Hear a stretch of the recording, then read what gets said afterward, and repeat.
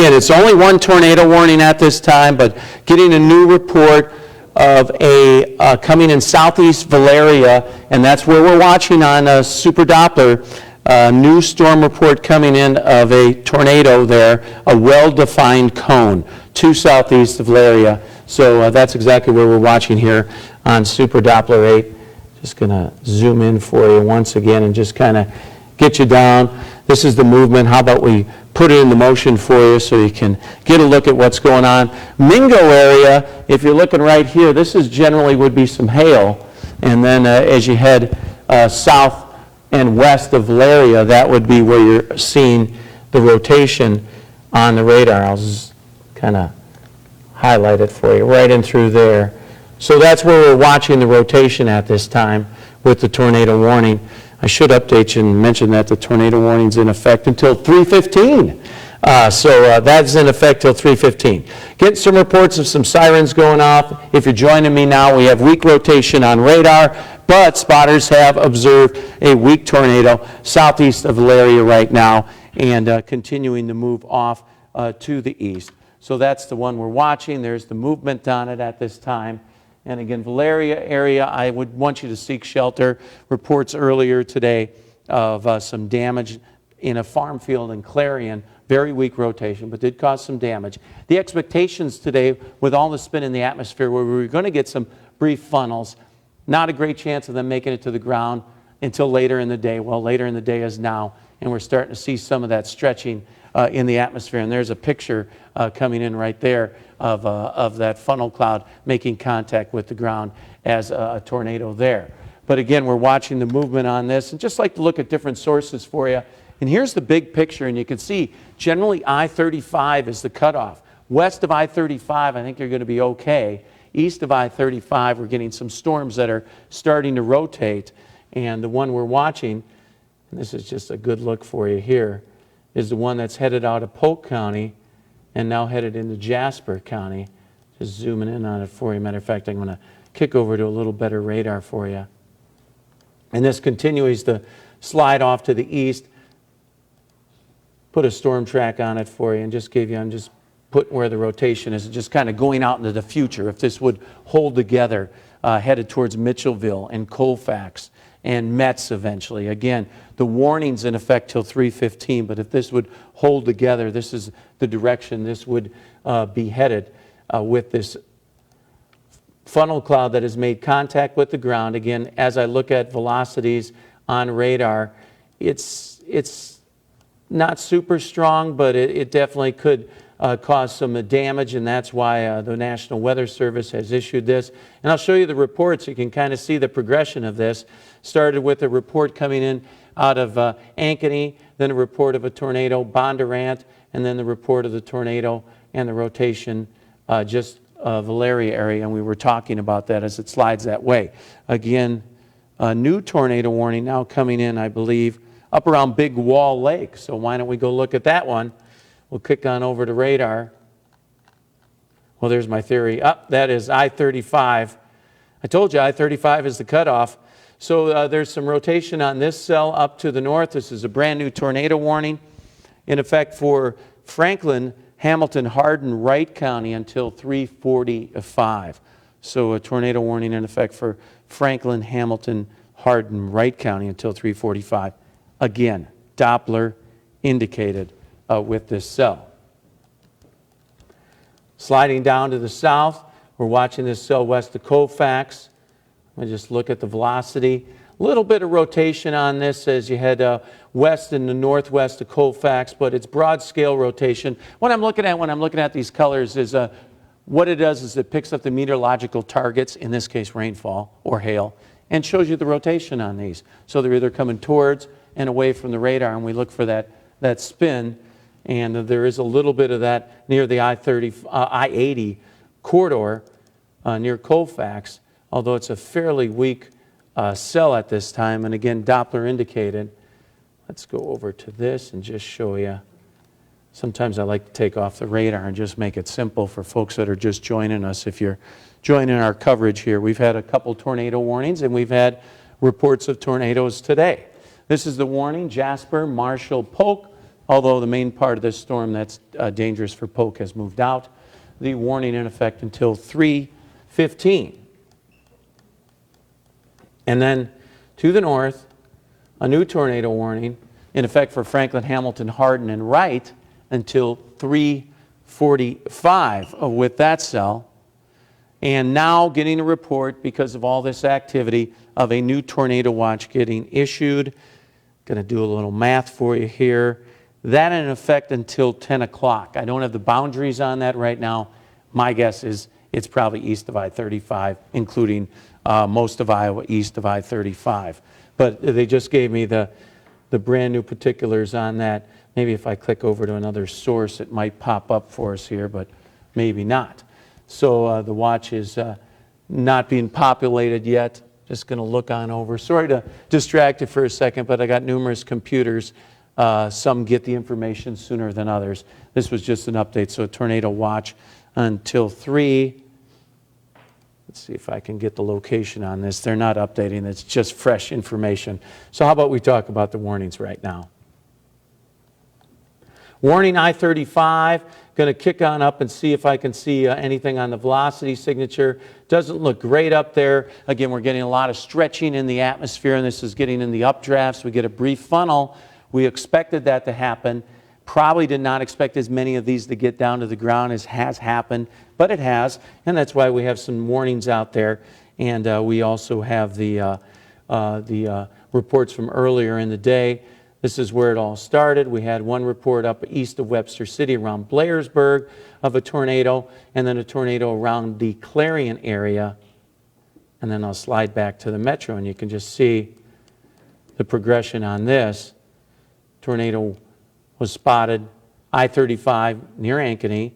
Then it was spotted numerous people northeast of Bondurant, and then it dipped a bit to the south and headed around the Valeria area, and that's what we're watching there. I click through. This is our planner for the metro, so it kind of shows you that if you're in Des Moines, we're A-OK. It's areas east of Des Moines that are going to have the problems, and this is hour by hour, and I just wanted to show you all the spin on this. You can kind of see it, the spin with this, and it's all pushing out. And after this moves through, folks, we've got a stretch of incredibly dry weather ahead. So we're watching that. I'm just looking at something else while I'm talking to you here. And then Saturday dry. I didn't have a chance to edit this. We jumped right into tornado coverage. So you're getting the bonus looking ahead to your weekend if you got plans there. But this is the concern right now, your tornado safety tips.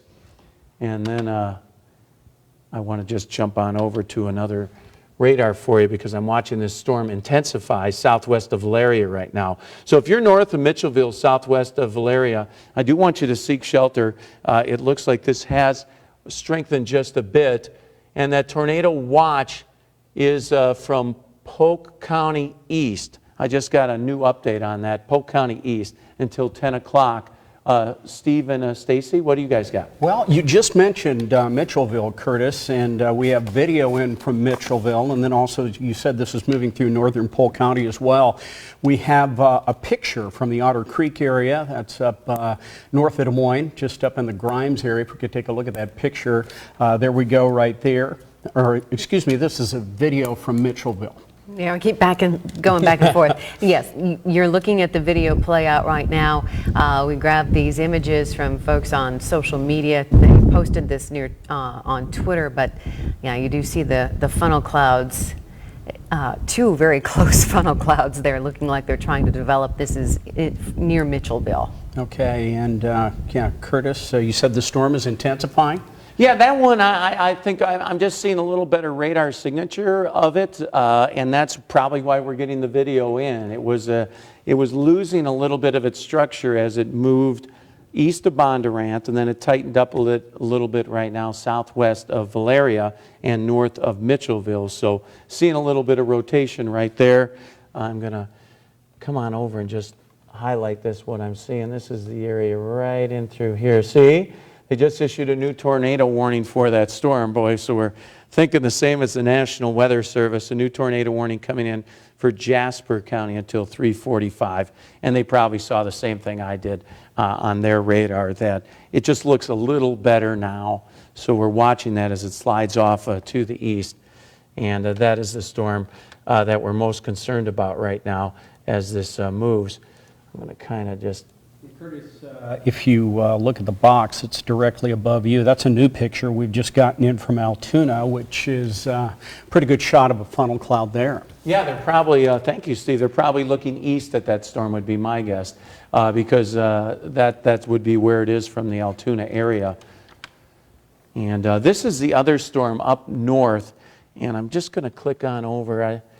Looking at some attributes, it just doesn't look that strong up there. I'm not diminishing the tornado warning because there could be a funnel. There's been reports of funnels, Hamilton, Clarion, and they have caused a little crop damage. But if a tornado is up this way, it's probably not super strong. I know that sounds something odd to say, but it would be a weaker funnel, but you know, still that's strong enough wind to cause some problems. So if you're over in Alden and over eventually in Iowa Falls, keep an eye on the sky with this thing because potentially could cause some problems there as it moves on through.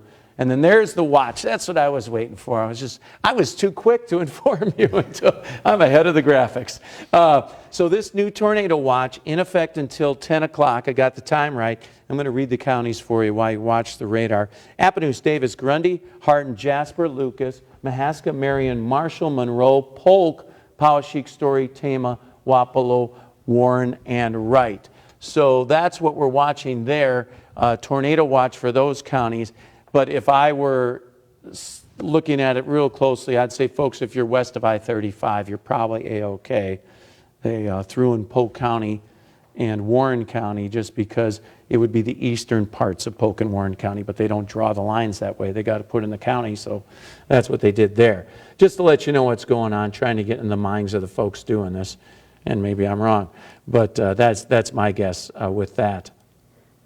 Is it looks like they would be. I'm going to click off the lightning for you there because I feel like it's cluttering things up. Get on the radar, look at this warning, just kind of zoom in on it. Maybe we can do a little slice after I stop it and just see what we're seeing here and get off the warning picture. It's a good looking storm. I mean, it has developed and I'm expecting things to get stronger as they go to the east. So it's topping out pretty high up, so that is something we're going to be keeping an eye on. As these storms have moved east, I think they've gotten a little bit stronger. It's a little more favorable environment. If you were out today, I was at home and came in early, as always in weather, sun bad. I saw the clouds this morning and the precipitation, which was heavy east of the metro, and then once we broke out the sunshine, I was like, oh, we're going to have something pop today. I expected it to be east of I-35, and that's what's happening. But we had enough heating in the day. There's enough moisture in the atmosphere that it was something to be concerned about. I'm going to update the storm track for you and just pick the area that I think is just wanted to get Newton involved here. So this would be the movement on this around 322 Colfax. Some of the areas you're more familiar with. I don't know everything over there. Newton 340. And again, you're in the warning until 345. And then the Newton Municipal Airport there. I think that's right by the Iowa Speedway, 342. Curtis, I think we've got a pretty decent shot. There it is right there from the downtown Skycam. You said this thing's getting up to around 60,000 feet. Yeah, just shy of that. Yeah, we've got a pretty good shot of that from the downtown Skycam right now. Also, we have some video, don't we, Stacy? Right, new video in from the Altoona area. Let's take a look at that. You can see the funnel cloud there. Boy, that looks, two of them. Oh my goodness. Two of them, Curtis. Wow. They're very well-developed funnel clouds. See, Wow. they're very photogenic today, Yes, right? they are. Well, I mean, it makes it more impactful, folks. I mean, now I'm telling you about this and you're seeing it. Instead of it being a rain wrap, a significant tornado, we're getting some, see, they're intensifying as I expected as they moved east. So again, the main area of concern right now is the storm over towards Colfax and Prairie City. But I'm just going to look at a couple other things for you and go through and just show you that the metro, I think we're A-OK downtown Des Moines. It is other locations that we're going to keep an eye on things. We got those 2 warnings right now, and it's right along the I-35 corridor, but the storm east of the metro is intensifying. And I'm just showing you this because you can see the spin in the atmosphere. We have a lot of spin, and these storms are running into an area that has more spin, and they had a little more sunshine. And that's why I'm expecting the storms that initially today produced some very weak funnels might get a bit stronger. And that's what the folks at the Storm Prediction Center thought, and that's why they issued the tornado watch, because it looks like they're maybe moving into an area that would be a little more dangerous. I know it's summer and a lot of kids are at home this time of year, and when I was a younger kid, I took care of myself while my parents were at work. So just go through the tornado safety things. If I've talked about your county or your town, just get in the basement and hang out for a while. If you don't have a basement, just put as many walls between you and the funnel cloud or tornado. Very simple. No need to panic. Avoid windows, protect your head, and stay informed. And that's what we're doing right here. So this is the storm over just to the west of Colfax right now that we're watching. And I'm going to I know I go to this velocity a lot, but for weather people, it's what we like to see. And boy, if you're in Colfax right now, I would definitely be seeking shelter. I'm watching this on another source, and it looks like there's a little bit of rotation just near Colfax. I got a hunch we'll probably get more video in and more pictures from the Colfax area. But if you're north of Prairie City and in Colfax, I would seek shelter just because it looks like we're seeing some rotation. It's broad scale rotation. It's not super strong, but it's enough to provide possible damage and a possible injuries with this. So folks around Colfax right now, stay safe. Give it a little time. It'll pass on through. How about for you? I put it in the motion. See what we're getting there. Now, if you like watching radar and you're one of those folks that's always watching it and going, what do we look for? I was in the velocity. See, you're getting a little bit of a hook echo right there. So that's what's going on. That is what we're watching, headed into Colfax. I'm going to loop it for you. The rotation is headed dead straight towards Colfax. It's probably 1 mile west of Colfax right now, what I'm seeing on radar. So the folks in Colfax, you want to take shelter just because you have a funnel cloud and a possible tornado headed your way. That's the movement on it, and it's sliding your way. So keep an eye on the sky in Colfax, south of Interstate 80, and 1, 2, 3, 4 miles east of Mitchellville, 2 miles, less than a mile and a half west of Colfax right now. I've lived in Iowa long enough to count the squares. Here we go. Let's look at the storm up around Alden. This storm still has a tornado warning in effect for it, but I do want to point out it's a weak rotation. I haven't got any more storm reports on this storm of any more funnel clouds. But if you're up in Bradford, Popejoy, Iowa Falls, just keep an eye on the sky and be prepared to take shelter as that storm moves on through. I'm going to widen out on this radar, probably making the cameraman crazy that I'm going to this source, but I'm not in frame as well. There was a report coming in. This was a storm west of Story City. See how small this storm is? This is a very small storm, but there's so much spin in the atmosphere that it's just kind of pulling it up and kicking up a small funnel cloud right around Roland right now. There was a report as it went through Story City. This one is weak on radar, but it definitely is strong enough that they had to put out a warning. They haven't put out a warning, but we had reports of funnel clouds there. The storm I'm worried about, and I just jumped back for you, is the storm near Colfax right now, and that is the one we're watching. If you're in Colfax, please seek shelter. Now I'm getting another report in of a storm that's a little farther south of a possible funnel. Okay, here we go. Rotation increasing near Colfax. We saw it on radar. You got a hook echo, right? May produce another tornado shortly. Okay, I got what he's saying. I'm just reading something coming in from the National Weather Service, and he saw the same thing I did, that some of these storms are getting stronger as they move to the east. They were weak thunderstorms. We're not that high in the sky when they started. But I was on the way into work. I was seeing the towers develop. And I'm like, oh, with all this sunshine and all this moisture, things are going to probably pop. So again, Colfax area, please seek shelter. Steve and Stacy, anything? Well, we have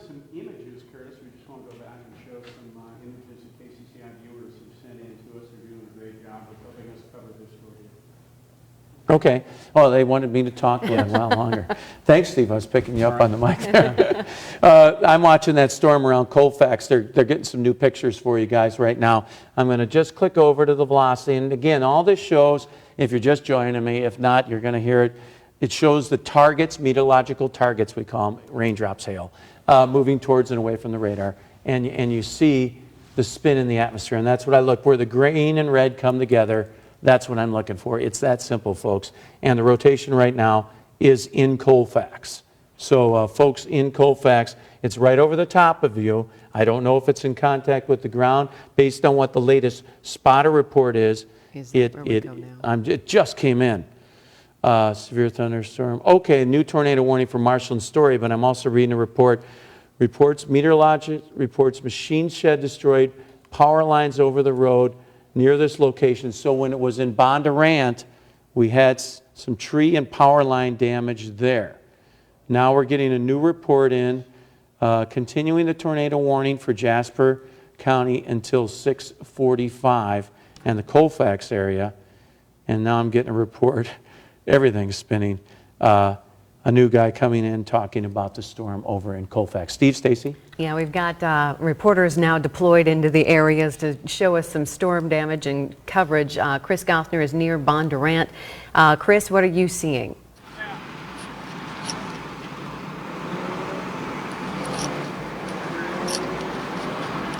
Yeah, Stacy, we just pulled into Bondurant. You can see that there is a roof that has been pulled off a house. I'm going to zoom in the phone here. We're on a phone here, so the cell signal may not be great. You can see emergency crews on the scene here. This is a second. Looks like we've lost Chris's audio there, but there he is. He's back. I'm going to get as close as I can to this house here that has had a roof blown.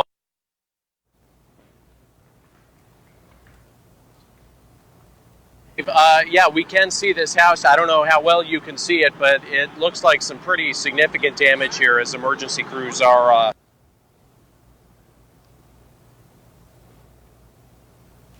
But Altoona Fire out here, this is on 2nd Street and Mallard Point Drive in Bondurant. We saw a funnel cloud off into the distance as we were driving into town here. Take a look at some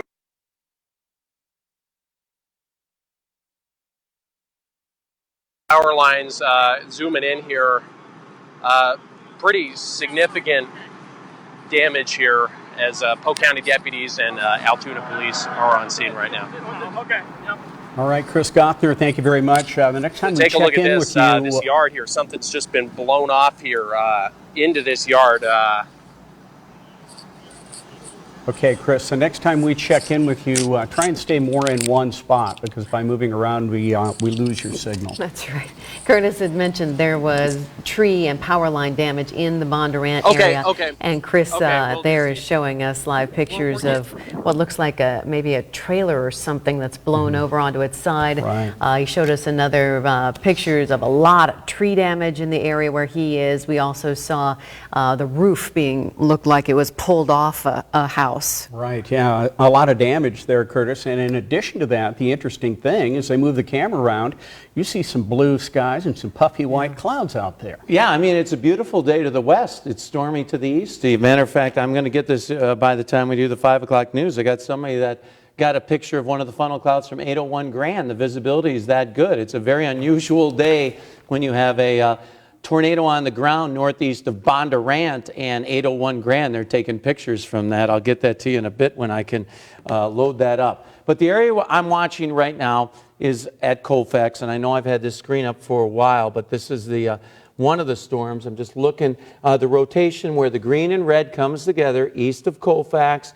It's enough, as I mentioned, to cause damage. We're getting those reports. The storms are intensifying as they're moving to the east. Then there's another, that's the one storm east of Colfax. In Colfax, in about 5 minutes, the rotation should be well enough away that it should be safe to come out if you're in the basement or by hanging out in the house. And matter of fact, if you come out in the next 5 minutes and look east, you'll probably get a pretty picture of a funnel cloud. You can show your friends there. Then this is another tornado-warned storm. Reports of a funnel cloud here east of Collins, southwest of Rhodes. Again, these storms are not huge in size, in expanse, but there are enough to cause damage out there, and we're getting those reports coming in as that one slid on through. And look at that one, is very small thunderstorm, but they're starting to get big towers and really starting to stretch out. And this storm in the last scan has intensified a bit. So this is what we have, the tornado-warned storms. There's 3 of them right now. It's a trio of tornado-warned storms. Again, as I mentioned, there are actually 4, so just keeping up. This is one over for Marshall County and headed out of Story County. Well, I got to click off that lightning. Lightning's danger is 52,000 degrees Fahrenheit, but in this case, it's blocking the radar. We have Jasper County here, tornado-warned storm. Then the storm I showed you earlier in Story County sliding to the north, and then the storm in Iowa Falls until 3:45. And then this area in yellow, I'm going to just pan well to the east so my computer picks it up. That's a tornado watch that's in effect until 10 o'clock. I get reports in of Jason Sudeiko's over on the storm over by Colfax. And then, just to show you what's going on if you're just joining us, look at all the reports. This started with a couple reports today, and then look at storms up to the north, west of Algona. There was a funnel, weak funnel west of Humboldt, and then the storm in just south of Clarion. We got a report out of there, and got a report of some damage. And at first, everybody's like, "Was there damage?" And then we got a picture of it. Yes. And then there was a storm west of Williams that kicked up a funnel, and then you see funnel Story City, this funnel in Maxwell, and then this is a storm where we're getting the damage reports. Now I have 2 reports coming in out of Bondurant. It started over by Ankeny, and then as we pan on over, the storm then headed towards Colfax, and then we're going to look down to the south. All these reports, by the way, folks, are heavy rain. There were reports from Belle Plaine, North English, Williamsburg of the morning rain, 3 to 4 inches of rain. So we didn't miss out on it in Iowa. The heavier rain just formed off to the east. I'm going to go through these tornado warnings if you're just joining us. Just want to get down so folks can see. Colfax area east towards Newton, although Newton you're not in the warning right now, the storm is headed your way, and I wouldn't be surprised if they put you in that. That's in effect till 3:45. Then tornado warning, Marshall, Story County. The boundaries on this, if you don't know your county, Marshalltown State Center, Gilman north of Baxter, east of Maxwell. Tornado warning, Zering and west of Conrad, south of Eldora, and then a tornado warning for the Iowa Falls area. And that storm has really, really weakened up there, that storm as it went on through. The storm right here, the rotation on this is just, I'm going to start using this, 3 miles northwest of McAllsburg. That's where the rotation is on that storm. We'll go through all these for you, and that way you can get a good idea on the locations. This storm, not as strong, but just let me get a measurement on this quick for you guys, and I'll come over. About 5 miles southwest of Millburn, some rotation around roads. Steve, Stacy? Yeah, we have some more reporting from Chris Gothner right now. He's in Bondurant, and he's up on a little bit better connection right now. You can see Chris in the frame right there. And Chris, it was a little choppy before. Hi, Steve. Why don't you describe what you're seeing out there in Bondurant and approximately where you are? Yeah, we are at, I believe it's, we're near Mallard Point Drive. I believe this is 2nd Avenue. You can see this house over here on Mallard Point Drive. Roof has been just completely lifted off of this as emergency crews are on scene. Also here we have what looks to be a trailer or something that has turned over in a yard. Trees strewn about this yard. Fire crews on scene. We are hearing people referencing something related to a gas leak. We haven't confirmed that has occurred here, but that's something that's a concern for folks here. You see numerous emergency crews blocking 2nd here in Bondurant off the scene. The most significant damage, at least structurally right now, does appear to be this house over here as photographer John Houghton gets in on that. I'm going to walk over here and maybe give you a view closer as some of these cars may be obscuring the view, but yeah, that house is pretty well damaged. We don't know if anybody's been hurt in this. We can only hope not, but again, very significant damage here in Bondurant. As I was saying, as we were coming in, we saw a funnel cloud off into the distance, possibly that one Curtis was referring to there. Pretty serious weather here. Photographer John Houghton on the other side of the street here as we see an ambulance coming in. I'm going to try to cross the street here and get with John. Some minor damage to the house next to it. By comparison, some roof damage, but again, nothing really compares to what happened to this house here. Not obliterated, but pretty severely destroyed. Yeah, we see, Chris, we also see in your picture when John Houghton was pulled out and gave us a wider shot that there was roof damage to a number of other houses in that same general vicinity. Also saw a bunch of debris hanging in the power lines. That's right. And Chris, we're wondering, you talked about the possibility of a gas leak. Does it look like anybody's being evacuated, people out of their houses? What's going on there? We're seeing, yeah, hi Steve. Well, we're seeing people out of their houses. We're not being told by emergency crews to evacuate just yet. We just heard neighbors talking on the ground about a potential for a gas leak. So again, that's, as in these situations, things can develop quickly and things may or may not be the case, but obviously that's a serious possibility. If so, yeah, and as Stacy was mentioning, take a look at some of the stuff that is on this power line. You just have debris that had just completely wrapped around this power line here in Bondurant. This is a mess, folks, and we can only hope that nobody got hurt in all of this. We're going to keep obviously surveying the damage to this area, but pretty significantly hit. All right, Chris, thanks for reporting with us, and folks, thanks at home for being patient with us. Our technology gets a little kinked up when weather is like this, and we're trying to move and show you the pictures, so we're going to work on getting him a better signal and catch back up with him in a little bit. It's live TV, and we're trying to get things to you as quickly as we can because safety is involved. And speaking of that, let's get back to Chief Meteorologist Curtis Kurtz.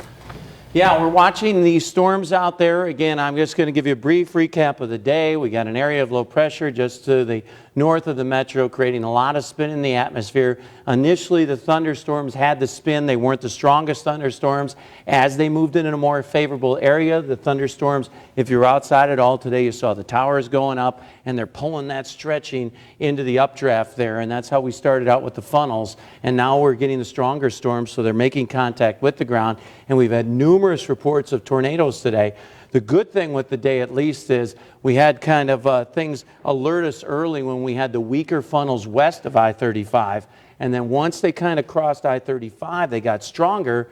And then we had all the tornadoes and getting the reports of the damage coming in right now. Super Doppler 8, this is a storm I've been watching. Right now, heavy rain in Newton, but you are not in the tornado warned area. And I've been trying to keep an eye on this one to see if there's any rotation with this storm yet, and also reading some of the chat rooms.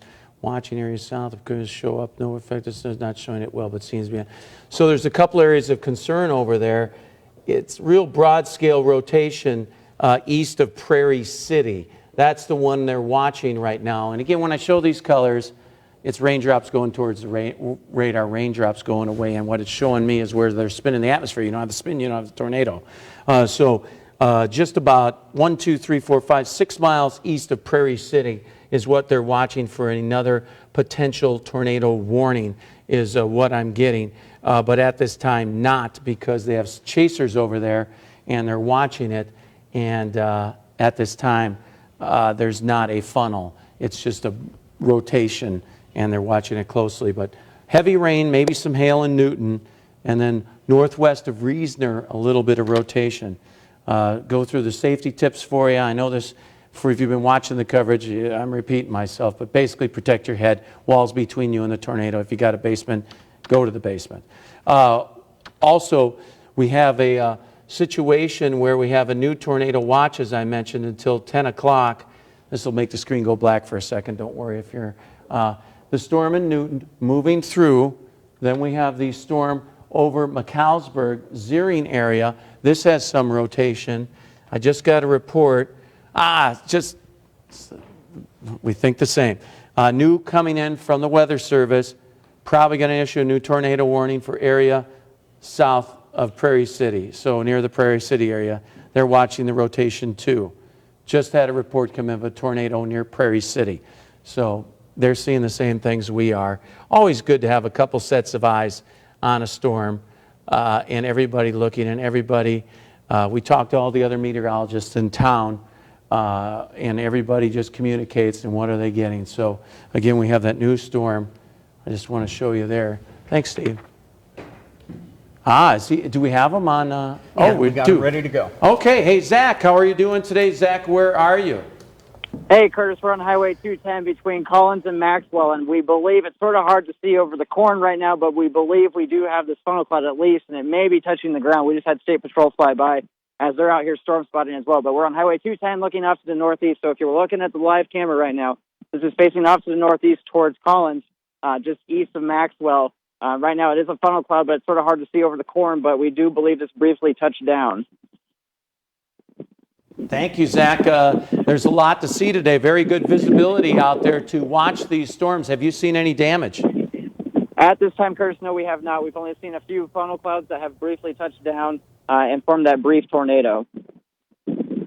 All right, I just want to show folks the new tornado warning there is now encompassing Monroe, Reasoner, and Sully. Watching it there in Super Doppler 8, but I want to look at this one, McAllisburg, Zeering, some rotation with that storm, and then I'm going to go to another source for you here, but I really think this sums up things nicely if you're just joining us. So tornado warning till 4 o'clock, Jasper, Mahaska, Marion County, Sully, Monroe, you're issued in that one. And then this tornado warning just to the north is up around Marshall and Story until 4 o'clock. Another tornado warning up Franklin, Hamilton, Hardin, Wright until 3:45, another 7 minutes on that one. And then the cell over towards Zeering, that Hamilton, Hardin, Marshall Story until 4. I think I mentioned that one. It never hurts to repeat when you're talking about tornado warnings. And you can just see, I just like going back to the storm reports, you see how the day kind of started. These weak funnels up west and northwest of Algona, then they made it down to the ground just west of I-35, more funnels, Story County, and then the strongest cell started Ankeny, the damage over in northeastern Polk County, and now we're getting reports out of Colfax, and I'm just going to look down south quick and see if anything's developing down there, because they're in the watch area. I do want to point this out. Corydon, Centerville, Bloomfield, Ottumwa, Albia, Sheridan, you're all on a tornado watch until 10 o'clock, and then to the north we go on this cell. And I'm just going to click on over quick to velocity. There's north of Monroe right now. That is the area that has some rotation. There's a couple areas, but that's one we're watching. Let's do the distance on this. It's not far. It's a mile from Monroe right now. So folks in Monroe, you want to seek shelter. The movement on this is, let's go with that. And then this is if it holds together. I know I'm stretching it out a long way, but I'd like to give you a long notice on these things because we've had the reports of damage out there. But that's headed towards Sully Municipal, Linville area. And this is the one we're watching. Notice Newton. Newton, you're in the clear right now. But the rotation is to the south where the warning is. I'm just going to put in the motion for you quick, just so you get a picture on that. You can see a little bit of a hook along Highway 14. Monroe, I want you to seek shelter. Even though I showed you it was a mile north of town, I think it may be a little closer than that. So the rotation there along Highway 14, I know that movement's a little confusing for you. Matter of fact, I might just do a velocity loop on that. And you can see that little dip, something we look for there. So from Reasoner to Monroe, you want to seek shelter there as that drops on through on that cell. So again, let's tell you about the Metro. We are A-OK, and I'm not expecting any further development. Everything is really going to be east of I-35 based on what I'm looking at. Tornado warning, Franklin, capable of producing. Okay, they're still talking about the spin in the clouds up around Iowa Falls. I don't want to forget that for you. But here's the strongest cell on radar is definitely this one. Monroe, Reasoner, Sully, especially Monroe, Reasoner, seek shelter. Then this warning, that was for Colfax and Newton. We got some spotters on that, and they're watching that closely. This one is kind of falling apart. Marshalltown, Gilman State Center. Doesn't look as strong on this radar. Don't want to say that without looking at another source for you. Someday I'm going to take a picture of all this and show you the sources we have. Just always look for backup, always redundancy in weather. That way you know what's going on when you're looking at things. Zeering, seek shelter, rotation on this storm. The rotation is just north of Zeering. And then even though this cell doesn't look very strong, we're still getting a report, even the weakest thunderstorms. I don't want to use that term weak that it can't cause damage, but even the storms that are kind of compact in size and a little weak are still kicking up really brief funnels and tornadoes. So it's very conducive.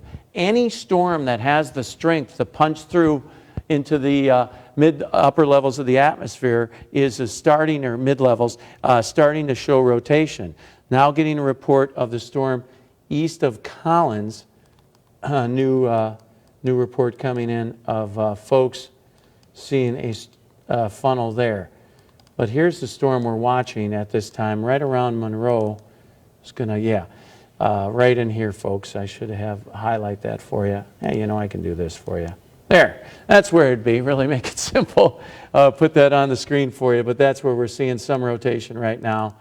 And that is one area, and then areas to the north. Steve, Stacy, get any more video coming in? It's been, I mean, we have video and pictures. These have been very photogenic funnels and tornadoes. That's right. We do actually have 3 more pieces of video to show you. The first piece here, we're looking at the dual funnel cloud, if you will, in the Altoona area. Again, as Curtis said, they are very, very photogenic today. Yeah, you know, with the things clearing up to the west and all the sunshine, they are very, very clear. Don't want to make light of this situation, but No. they look like the funnel clouds in the Wizard of Oz. Yeah. They do. I mean, they're just very well defined. The next video we have near Mitchellville, and you can see how dark the sky is there, and just you know, what looks like pretty sizable funnel development at that point. Yeah, it looks like another double funnel cloud Yeah, maybe situation it's, there. Maybe it's the same one. Could be. Different angle. Could be. The third piece of video we have to show you right now is near Bondurant. You see the folks still trucking right along on the highway there as these storms are developing, and again, some really impressive shots of these funnel clouds.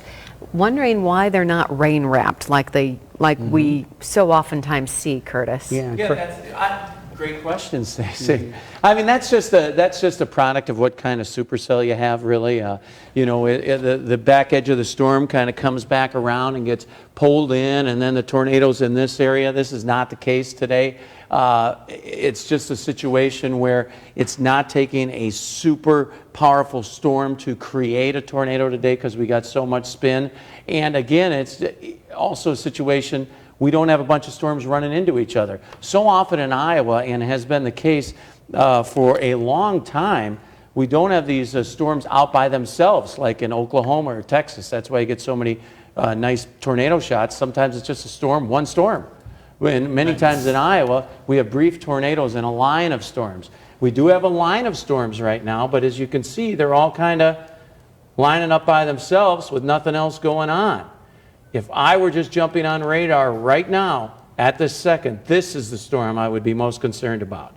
This is the storm that has the potential to cause the most damage today. There's other storms that have warnings and they could cause damage, but this is definitely the strongest storm on radar. And we have a little bit of a hook, as you can see, right around Monroe, and that is sliding down. I'm going to put it into motion for you just quickly. It's kind of kicking east-southeast, so that is the strongest storm on radar. You can just see the difference as I pan to the north. These other storms, though, are still, these are a little weaker ones. This one by Melbourne has weakened a bit, but it could recycle. Then this storm, I just got another report of a funnel cloud on this storm crossing Highway 65. So that is one that is still producing a funnel, even though just the size of it is not as big. And then the storm in Iowa Falls. But boy, if you're joining right now, this is the storm. I just had a report come in, 3 southwest of Reesner of a tornado. Look at, I just put it on the screen for you, 3 southwest, and that's where the hook echo is, and that's what folks are seeing. Zach, what do you got? Hey, Curtis, we're just north of Collins right now, keeping an eye on that storm near Melbourne. You were talking about how it looks rather really unimpressive on radar, but we still do see some rotation within the clouds. We have that rising motion, as we call scud, but we do have quite a bit of inflow. It's still rotating, so it's nothing to to write off at this point. But we do still see some rotation. We're tracking north just out of Collins right now, but we continue to keep an eye on it. Thank you so much, Zach. I really appreciate it. I'm glad that you're on that storm. I just was looking at it on radar, but I'll take eyes on the ground anytime over what I'm seeing on radar. Ground truth is what it's all about. And if you're seeing rotation with that, and this just shows you all the rotation in the atmosphere. Area of low pressure is moving right over the top of us, and that is kicking up a new report in Jasper County of another funnel cloud forming along that line, and then another one coming in off the storm in Jasper County of a tornado. But all this spin in the atmosphere, any storm is really tapping into it. But I am going to just kick on through. I want to update you on these tornado safety tips, because what I'm seeing on radar is a storm that is growing stronger and more potentially dangerous. So if you just moved to Iowa or you're new to just looking at this stuff, first thing, don't panic. Second, if you got a basement, best place to be. If you're in the basement, you're fine. If you don't have a basement, as many walls between you and the tornado. Avoid windows. Don't look out a window at this. If the tornado knocks out the window, protect your head. Most tornado injuries, fatalities, are because of something striking somebody in the head. And stay informed with us at KCCI. Just got a brand new, this is our first shear indicator on the radar that we use to, I'm just going to click on this and see what it's saying. 115 miles an hour. See, that's what I'm seeing on radar. This is the first time we popped one of these. These are an attribute we have only on our Super Doppler rate that says, hey, meteorologist, look at me. And I've been watching this storm, and I was noticing the strengthening, and here we go. This is a very, very powerful storm there, and that is the shear storm on that. So the BTI is what's considered, it's called the Barron Tornado Index. If you're seeing all these numbers, 4.3, that is starting to be a better number. We're having tornadoes, but that's a higher number than we've had all day. So that is the storm we're really concerned about down there. A lot of wind speed with that, and potentially a lot more damage with that storm that is down to the south. So we're watching that one for you. I'm going to put it into motion. I know I jump around on some different sources, but I just like to give you a little picture of what's going on and see how it's kind of starting to move a little bit more to the southeast. Stronger storms that have been moving east all day, when they intensify, they will start to turn a little bit to the south. That's just the nature of these things. It's like they're saying, hey, give me that good air. I'm a powerful storm, and I'm going to draw that in. And that's really what's happening here. I know that's simplified stuff, but you know, if you're new to that, that's what we're watching right there. And then there's the storm up. Look at these I'm glad Zach Sharp was talking to us, because these storms actually have grown a bit stronger up Melbourne State Center, the storm up around Zeering, not forgetting you guys there, the storm up in Iowa Falls. Those all are capable of producing funnels. So now the Weather Service is seeing what we've been seeing all day, but they notice the same thing. Potential for a strong tornado on that storm east of Monroe. When I got that indicator on our radar, that's a dead giveaway that these things have intensified, as I mentioned. They started out weak of I-35, and now they're strong. And this is a potentially very strong tornado down there. I'm going to just look at another little source for you here and just look at things. Doesn't look as good on this radar. This is just it doesn't look as photogenic, but then when you look at the velocity, see the brighter reds? We haven't had those all day. That is showing higher wind speeds. Where the red meets green, that's not a good place to be. And the rotation right now, and I'm just going to do this. Normally I wouldn't do this. This is how positive I am that this is a very potentially dangerous situation. 163 just to the north, seeing rotation there. Strong rotation, and there's actually another area of rotation with this, and I don't want to discount that, just south of Reesner. So 2 areas of rotation on radar. If you put it into motion, even with the velocity, you can kind of just see it drop down right in through here So that area, very dangerous situation. I think we could see the highest winds we've seen so far today. Hey, Steve and Stacy, can you take over for a second? I want to load something up over here. I might have a tornado on one of my sky cams. Thank you. Sure we can. Do we have this new video from Bondurant, from the area of 780 Northeast 64th Street in Bondurant? Okay. Oh, we do have Chris Gothner, though. Okay. He's in live in the area, and he showed us some storm damage earlier. Chris, what's the latest up there where you are? Hi, Steve and Stacy. Well, hopefully we have better picture and audio for right now. We apologize for those issues of technology, as you know. Take a look at this house here. This is that house that is damaged. We have seen emergency crews kind of largely leave the area right now, although there are still, of course, plenty on scene as this damage. You can just see stuff just strewn about here in this yard in this Bondurant neighborhood, right next to that power pole that has some of that debris on it. I think we are going to try crossing the street right now. Let's, photographer John Houghton with me. We're going to watch and make sure we're going the safe way here. But we're going to take a look at some of the damage here. You see a destroyed trampoline here. So lots of just insulation is just snowed over this yard here in this house in Bondurant. Lots of roof damage. You can see shingles torn off this roof here. But let's take a closer look at this one house, because this house here, 149, seems to be the worst. This is 2nd Street Northwest, and let me look at the street one more time. It is, I believe it's Mallard Point Drive. Yeah, 149 Mallard Point Drive here appears to be the house that is most significantly damaged. You can see John's taking a look at 319 here, which is also pretty badly damaged. But John, if we could go back to that one, you can see right through the garage there. It's big nails here. Okay, well, we're keeping an eye on that. Thank you. Okay. 149 Pheasant Ridge here. You can see straight through that garage, straight through that. Steve? Yes, What's up? Chris, why don't you walk a little bit farther? It looks like south. The house directly to your right, it looks like that one, the roof has been ripped off down to the joist. If you could just have John swing his camera right.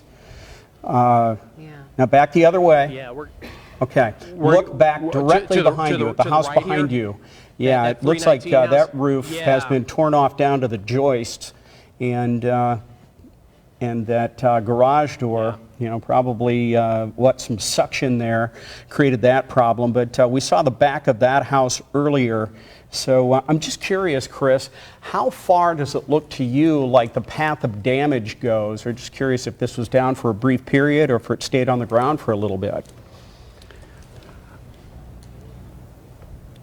Well, you know, let's swing over here to the other end. I didn't even notice this earlier, but take a look at this house that's here on 2nd Street. You can see actually the roof. So this actually goes pretty far. It almost looks like this tornado might have crossed the street. Oh my, look at this. We hadn't seen this angle before, but you can see debris just in these yards, just a mess right now. But that house there is pretty significant. We might make our way down there here shortly. You see fire crews over there.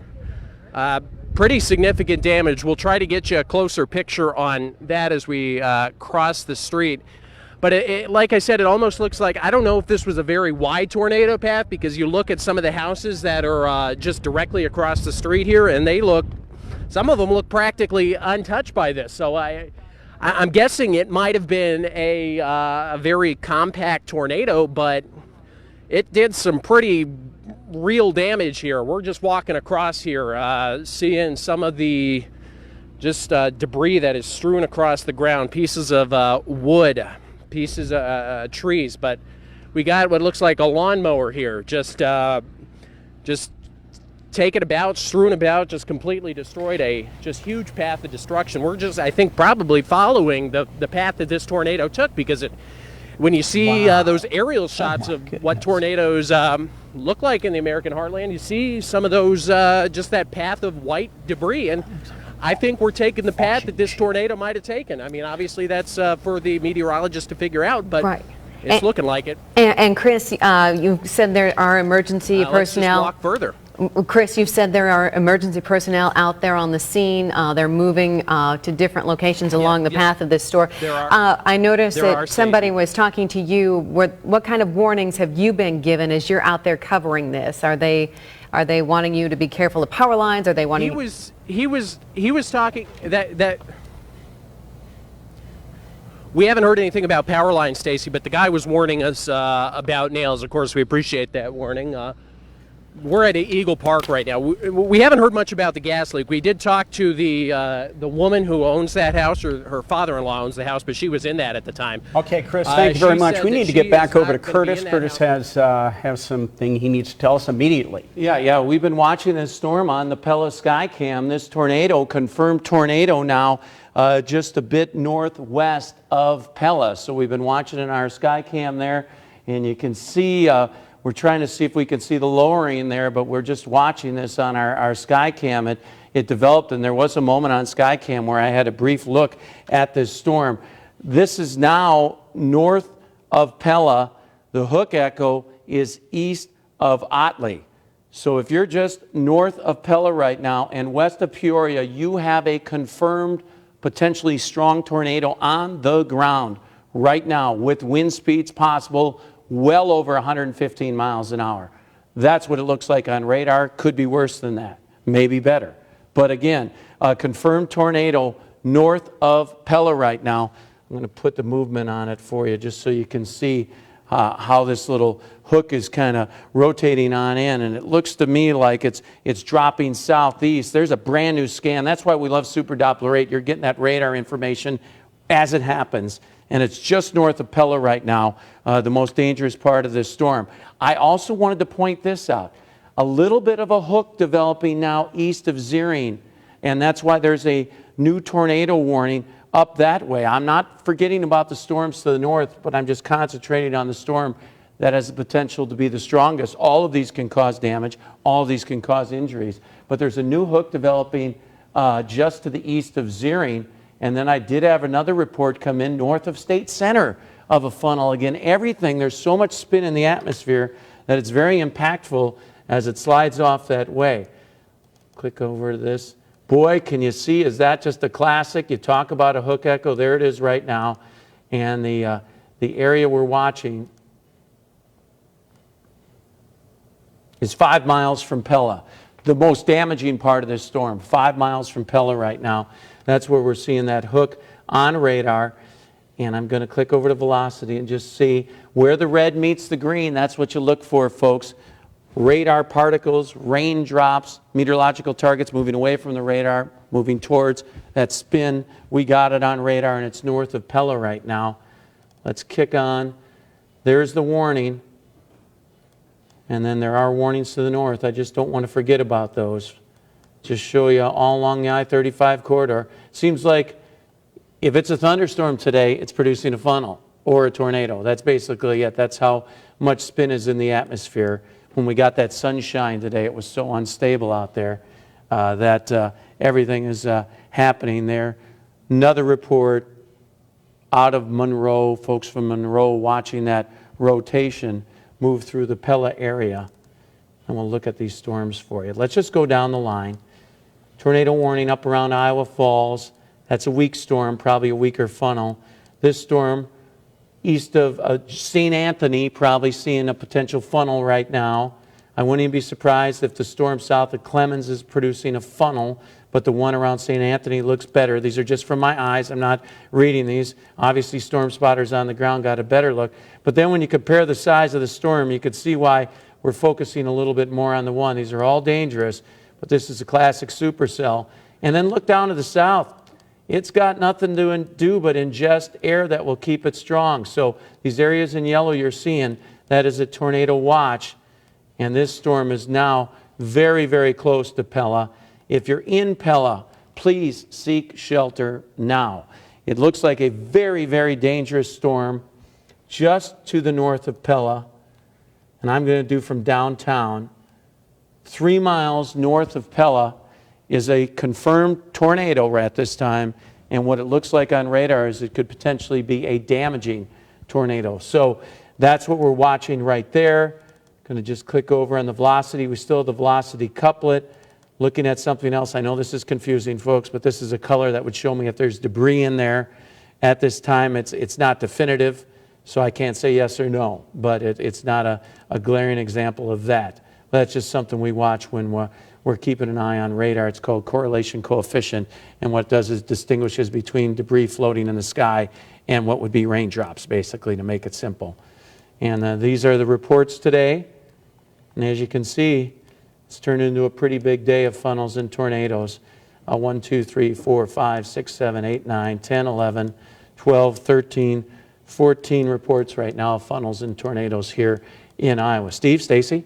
Yeah. Curtis, we are having a nasty day in severe weather, that is for certain. We want to show you some video. This is from Northeast 64th Street in Bondurant as the tornado hit Bondurant. Wow. Watch this thing go down the street. Oh my God.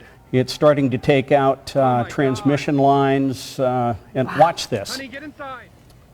They just went a house. They just went a house. Houses are going. Oh, you see all that debris being pulled up into the air as these houses and the power lines are being hit. It also looks like the man taking this video is a lot closer than he should be to this storm as he's taking this video. We do appreciate your efforts to shoot these videos and pictures for us, but please stay safe when you're doing it. Yeah, this video coming to us courtesy of TJ Phillips, and you can hear the excitement and the fear in his voice right now. There's another funnel spinning up off the ground right there, straight above him. Also, folks, be careful when you're out there and you're shooting video. We really appreciate the help in covering storms like this, but do not threaten your own safety when you're shooting video or pictures. It's not worth it. We do have Chris Gothner live back out at Bondurant. Let's check in with him. Chris?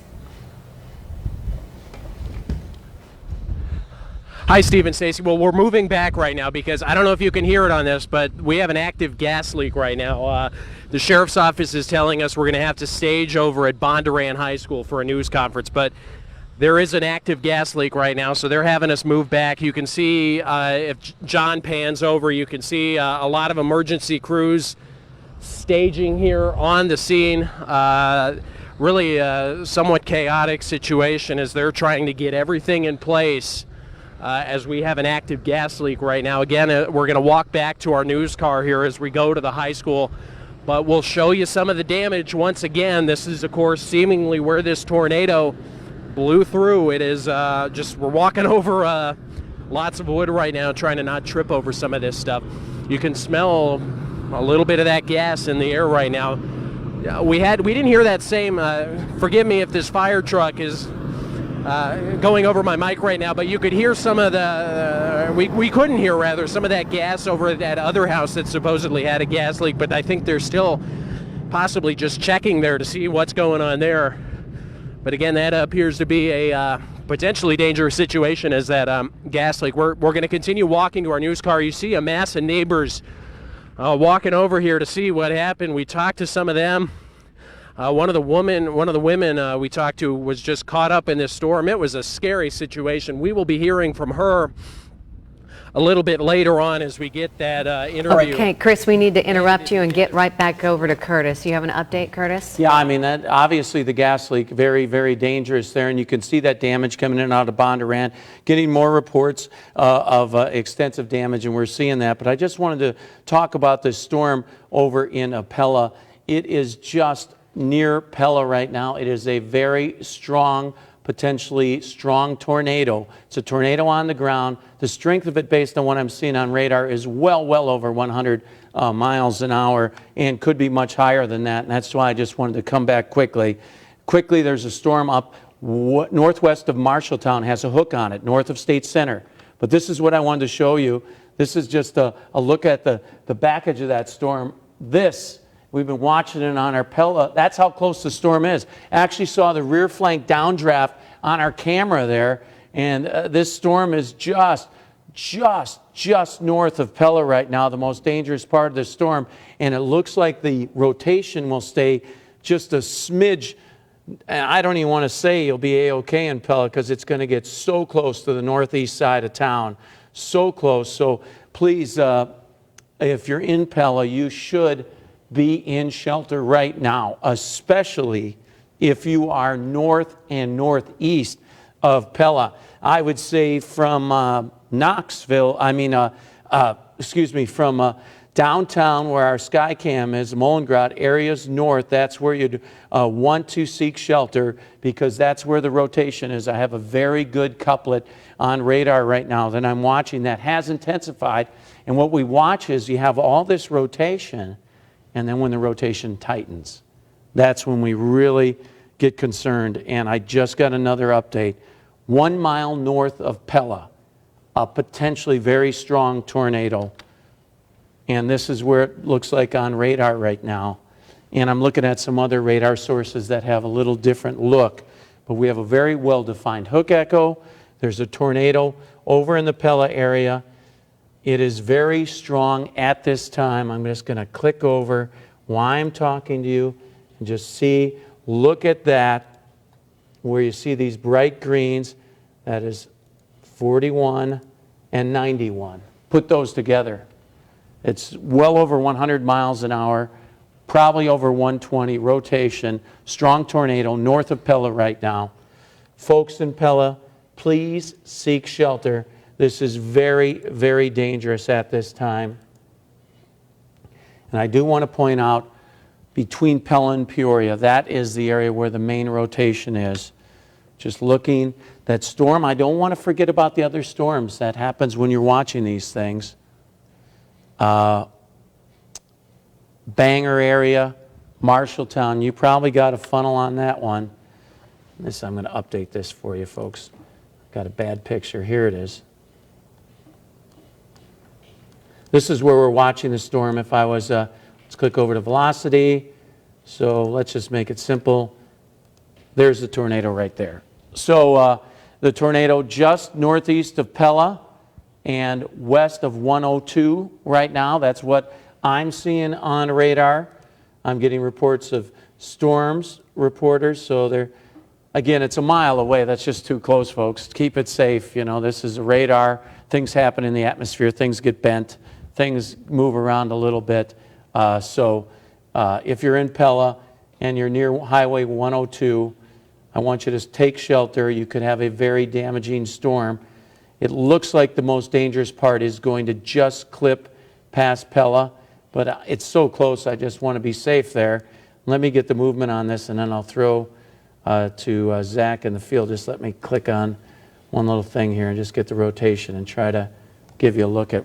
So 416 over by Lower Grove Park. Zach Sharp, Iowa Storm Chasing Network. Where are you at, Zach, and what you looking at? Yeah, hi Curtis. We're on 190th Street facing to the northeast. We're just south of Clemens.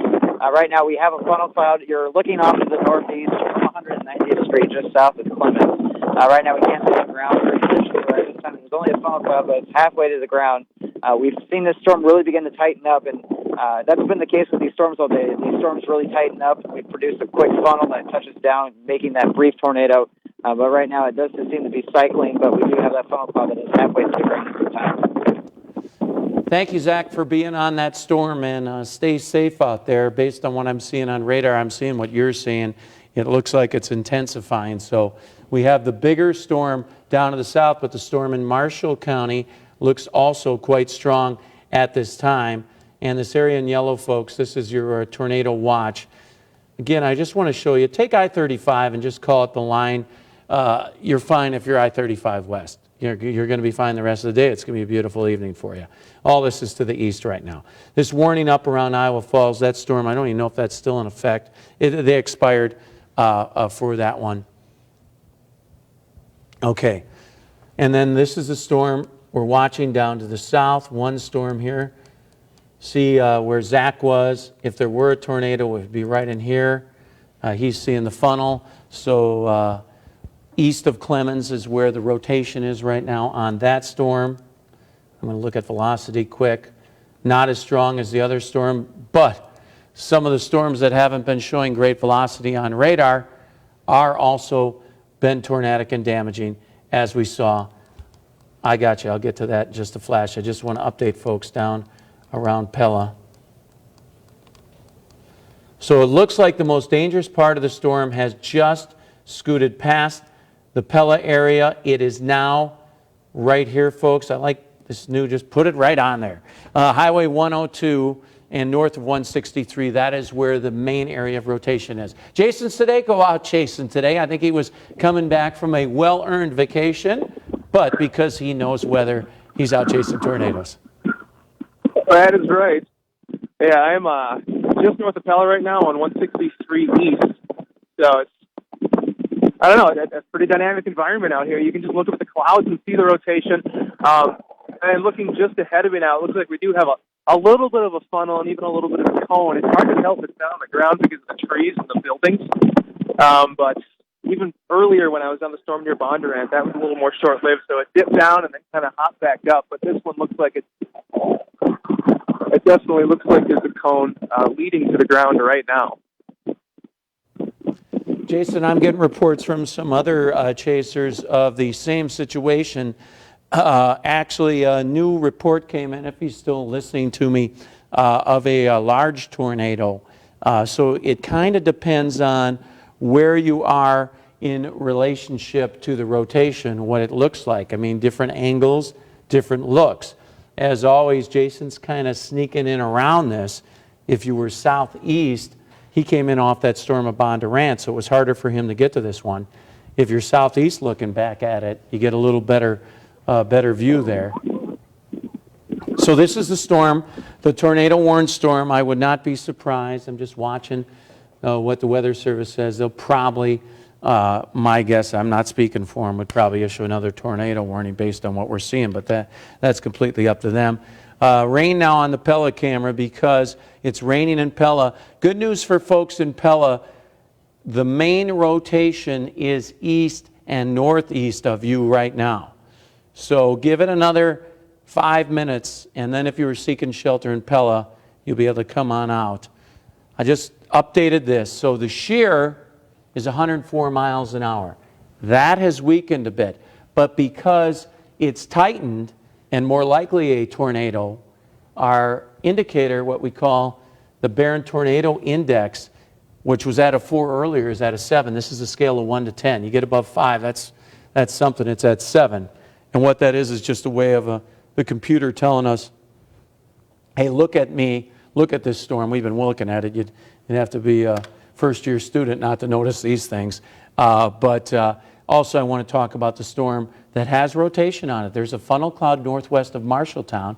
Storm's a little stronger. You do have a tornado warning. So if you're in Marshalltown and Marshalltown northwest, please seek shelter. That storm also has a funnel cloud on it. I got a new update. So they have a tornado observed east of Pella, east-southeast, moving southeast at 25 miles an hour. Steve, Stacy, I might be missing something, and you guys are my eyes and ears. What do you got? Let's see if we can roll some of the video that we had earlier, specifically, if we can, the video of the tornado hitting Bondurant. This is coming to us from T.J. Phillips, we understand, northeast 64th Street in Bondurant.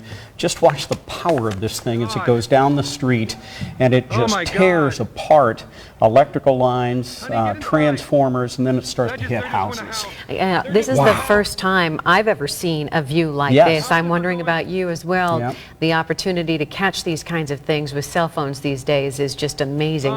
But you see the debris and the shingles and structure flying into the air, and just, you know, it's no wonder the debris fields for these storms is so big, because the wind just takes it all over the place. Yeah, there have been a lot of funnel clouds. Right now it looks like most of the damage has been done in Bondurant, but we'll stay on it and figure out where they've been hit. Let's go back to Chris Gottler. He's in Bondurant. He's been doing a great job today of showing us what's going on in one neighborhood there. Chris, if you could tell us again where you are and then describe the scene, please. Yeah, this is 2nd Street and Mallard Ridge Drive in Bondurant. This is that house that we've been showing you all afternoon long that has been just the roof completely blown off, and the garage door is just completely see-through. You can see through the other side. This house got a lot of damage, and we can only hope that nobody was inside while this tornado came through. You can see the path of destruction here, kind of, if photographer John Houghton is able to pan. Just a line of debris appears to come through diagonally across to Second. We're going to pan around. Okay, John is panning around to show you where these fire crews are right now. This is at an active gas leak right now. We're not sure the status of that gas leak. We've been moved back. Lauren Donovan is going over to the Bondurant High School to talk to officials there. That's where their staging area is. They're going to be updating on this gas leak situation. Presumably still an active situation because you can see numerous fire crews still on scene. Just a line of deputies, Polk County deputies, coming out here. You see neighbors just out here looking at the damage, some of them impacted by this, some of them not, some of them just seeing what happened. We heard from another neighbor that there might have been a second smaller storm that came through to the north of here. That one didn't really do much in damage, just the neighbor said it just twisted things up a little bit, but this one obviously was the one that was pretty significant. You see a line of deputies going down here on Mallard Point Drive. This is on the west side of Bondurant, for those who may not be familiar with Bondurant. I don't know, John, can you pan over to this area here where you can see some of these, just this line of houses that has, looks like the decks are just collapsed right now on 2nd Street. Well, not really 2nd Street, but a road here in this subdivision. That appears to be where that tornado came through. You just see the roof torn off there. We can't hear the gas noise from here, but that doesn't mean it's not still going on, obviously. But when we were down further there by further down on 2nd, you could hear the gas noise just rushing out of there. So obviously this has been a fairly chaotic situation here right after this storm just rolled through here. And again, we can only hope that nobody was hurt in this because this is some pretty serious damage. Steve, Stacy? Yeah, Chris, if John could pan back to the house that's behind you that's got the most serious damage. Yes.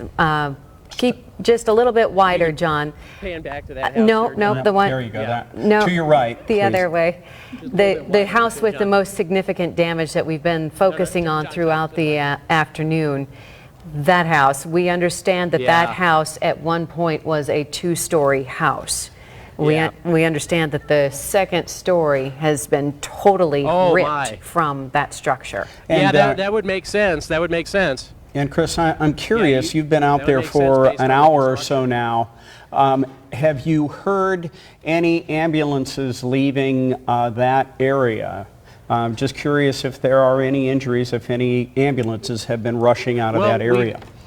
We've seen ambulances. We've seen ambulances, Steve. We didn't see anything that looked urgent coming out of the area. We didn't see any ambulances taking off with lights and sirens running hot to the hospital. We did see some ambulances, though. We're not sure if that was just precautionary or if somebody was injured in this. We can only hope not. But yeah, it's bad here. I mean, there's no other way of putting it. It's an ugly scene. And Chris, as you are standing there, are out looking at the destruction, looking at what was a. And Chris, as you are talking, you're seeing more folks come to check out the damage. Have they shut down the area? We saw a line of Polk County deputy cars, SUVs come through, but to civilians, have they shut down the area? The folks who are in, but they're not allowing anybody else in or out? Well, we're not sure if they're allowing people in or out. We know that obviously 2nd Street Northwest is closed because of the massive emergency vehicles. I mean, obviously we're in. I don't know if they're letting more people in or out. We can't necessarily see too much down 2nd Street, but I mean, I guess whoever's in is in right now. They're not shooing anybody away from these houses right now. So assuming everything is fine right now, you see emergency crews again surveying that 149. I mean, I can believe that was a 2-story house based on the construction of some of the houses in this subdivision. I mean, that's incredible, and can only hope that, again, everybody is all right here. Steve, Stacy? Yeah, Chris, you just saw a woman and a man walking away with suitcases. I would imagine they're some people who live in that neighborhood, and maybe they are just vacating their houses. There are probably going to be a few stories like that this evening. They're kind of rolling down the street there to your straight ahead. No doubt. Yeah. All right, let's go back to Chief Meteorologist Curtis Gertz. And Curtis, wow, there's an interesting looking radar right now. Yeah, it is getting even stronger at times. I think what I'm watching here is this storm is maintaining its strength. Tornado on the ground now. It looks like it's about 5 miles southeast of Pella. Pella, you are safe. The most dangerous part of the storm has pushed on through Pella. At this time, what I'm seeing on radar is it's 4 southeast of Pella. Then this storm has strengthened. A funnel cloud reported just to the northwest of Marshalltown right now. Albion, you are seeing a funnel just outside of town. Please seek shelter there, folks. In Marshalltown, this cell is going to be headed your way. And then this is just a little, I'll have to move this over for you. But what we're seeing here, folks, is these storms have strengthened and there's not as much competition, if you want to put it that way. Typically in Iowa, you know, we got a whole bunch of storms, they bump into each other, we get brief tornadoes. Today we got classic supercells with big old hook echoes.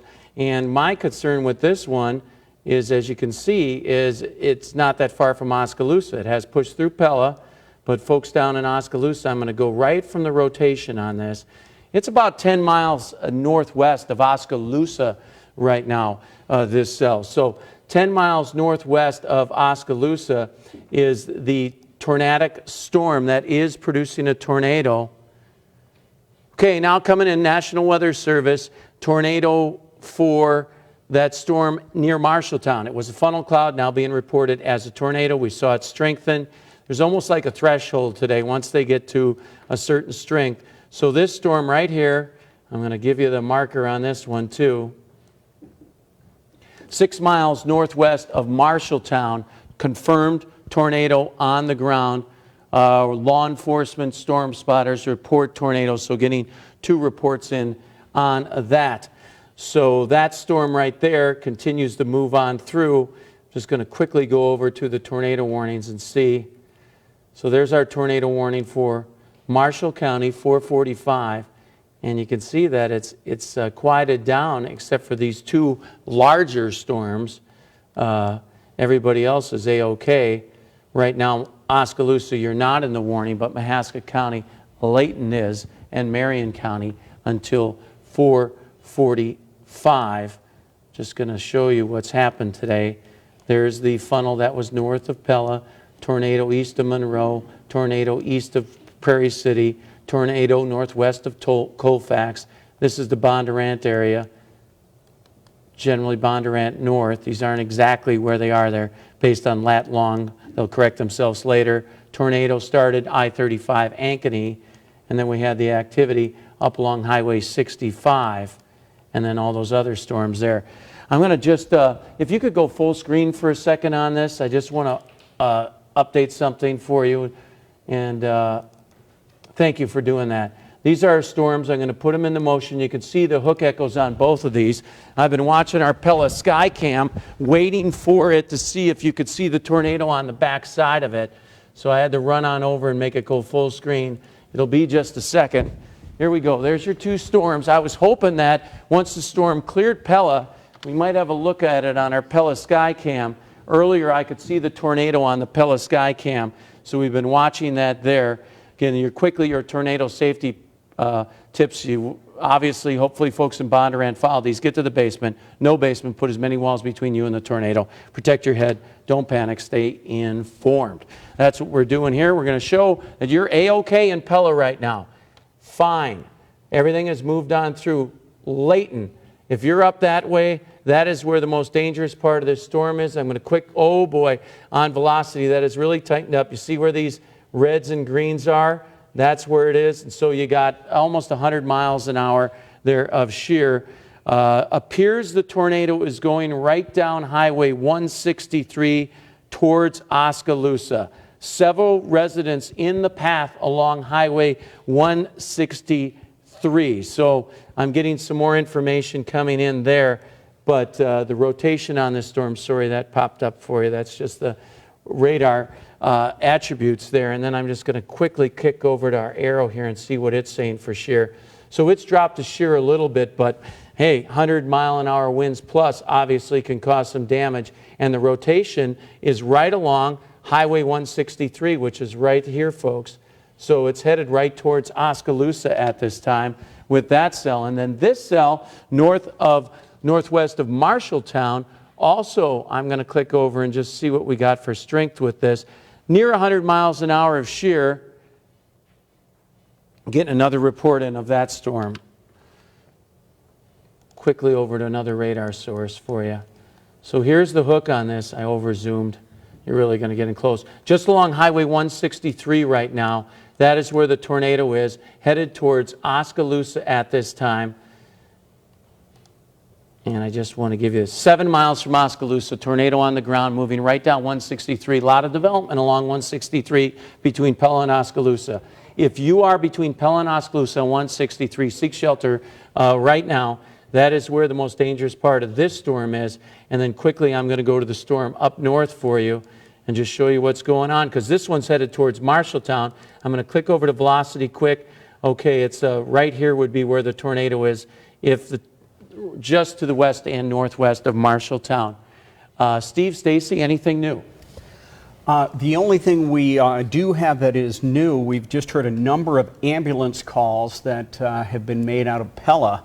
We don't know exactly what's going on there. We're looking into that, but senior reporter Todd Magel is on his way to Pella, and we will figure out exactly what's going on there. But sounds like a nasty situation in Pella. And Curtis, you mentioned it's going down Highway 163, and you just go from Pella to Oskaloosa down Highway 163. Yeah, we understand Chris Gothner is doing an interview live in the Bondurant area right now. Let's listen into that. It was a second-story house. So that was a second-story house. Tell me again describe what you just described there with what you saw before and what you saw after. I saw the tornado forming, and I was driving down this way trying to get home as soon as I could so that I wouldn't get stuck in my car in the tornado. And I've driven past this house dozens of times. It's a second-story house. It was a beautiful home. And then I got home just in time for the tornado to touch down in our backyard. Thankfully, we got down to the basement okay, but after it passed, we came out and we could see the debris flying around in the air down here. I couldn't see much of what was going on down here because my house is too far down, but it's really devastating to see such a beautiful house destroyed like that. Have you heard anything of how your neighbors are doing? My neighbors... Let's get back to Okay, Curtis. yes, now. Curtis, what's going on? Well, I didn't mean to jump in on that because obviously that young lady's had a very trying day, but this is something we have on Super Doppler 8. Do you see what's on the screen? You see that rotating area of black there that just popped up? That means that our Doppler radar indicates debris. It means that it is a sure thing. There's a tornado on the ground north of Layton, and what happens when we get that spinning thing, the attributes, don't make a mistake with this very often, it means there's debris lofted with this tornado. So the tornado going down 163 is kicking up debris. Just got emergency manager 2 north of Layton. You see it right there on radar, tornado on the ground. So damage on right now, Layton area.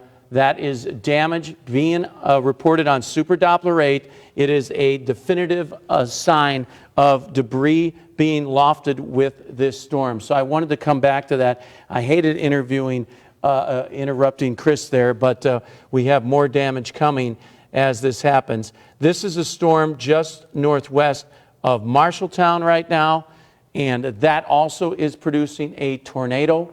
So we have 2 storms to keep an eye on.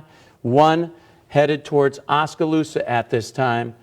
Just want to click on this. And I'm sorry I interrupted there, folks, but this is creating damage right along 163. Velocity, it's moved just a bit, but at this time, 6 miles from Oskaloosa. Tornado on the ground, 6 miles from Oskaloosa. Folks in Oskaloosa, this storm is headed your way at this time. a tornado on the ground on 163. Steve and Stacy, sorry to interrupt you there, but just seeing that damage, and it's around Evans right now. If you know the area, I know that's a small town, but damage lofted near Evans. Okay, Curtis, thank you very much. Yeah, very nasty afternoon with regard to the weather here in central Iowa. Let's go back out to Bondurant and KCCI's Chris Gothner. Chris. Sounds like it's still.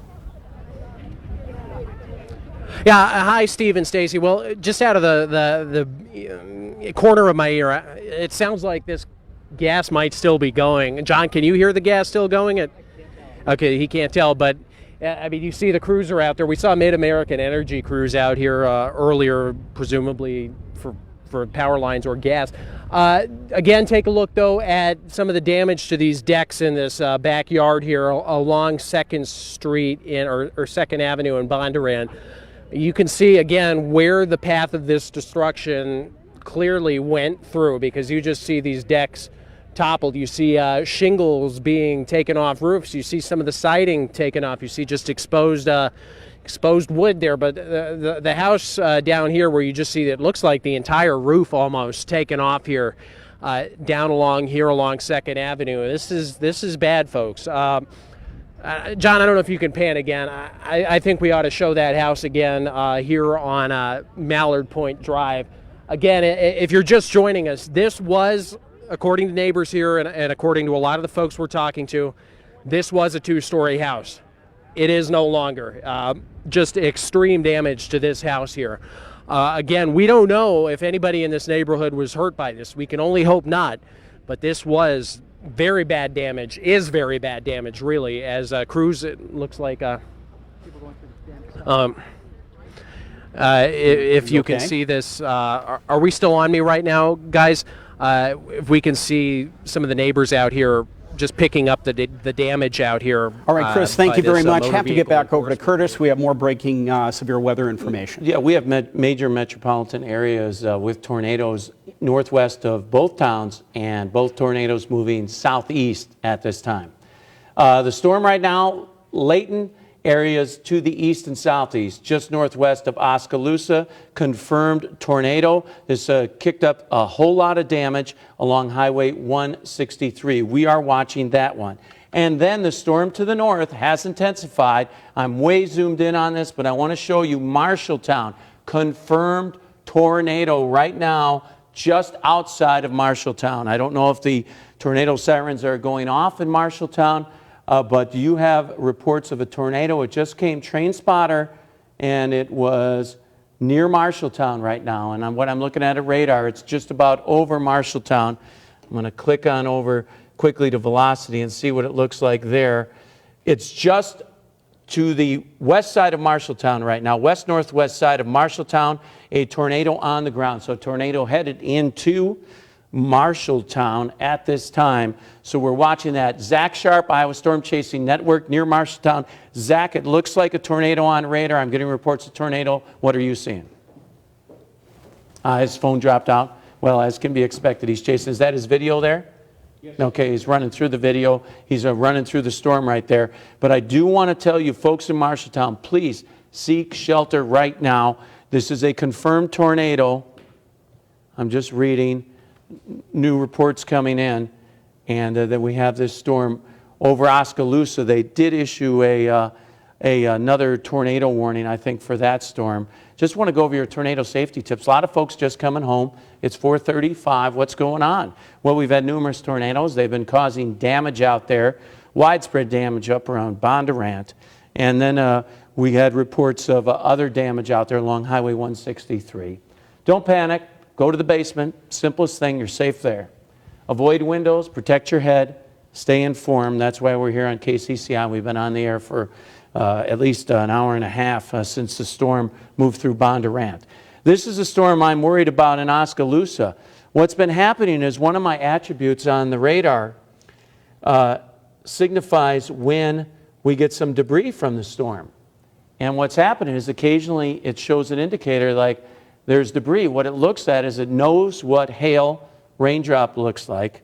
And when it sees something that isn't like one of those, it's obviously debris. That's the only other thing it could be. So it throws up a debris indicator. We don't have one right now, but we had one earlier southeast of Pella, and that's why we're watching this storm as it heads towards Oskaloosa. I'm just going to zoom in on Oskaloosa for you. We get clearance, we can't. See if we're still seeing anything. 104 miles an hour of rotation there. Right, that may right here. And then I'm going to click on the rotation it's just to the west-northwest of Oskaloosa till 5. I don't know why my warning hasn't updated there, but it does include Oskaloosa until 5. And this is the storm in Marshalltown. Now back to Zach Sharp. He's near Marshalltown or in Marshalltown. Zach, looks like a hook echo on the radar.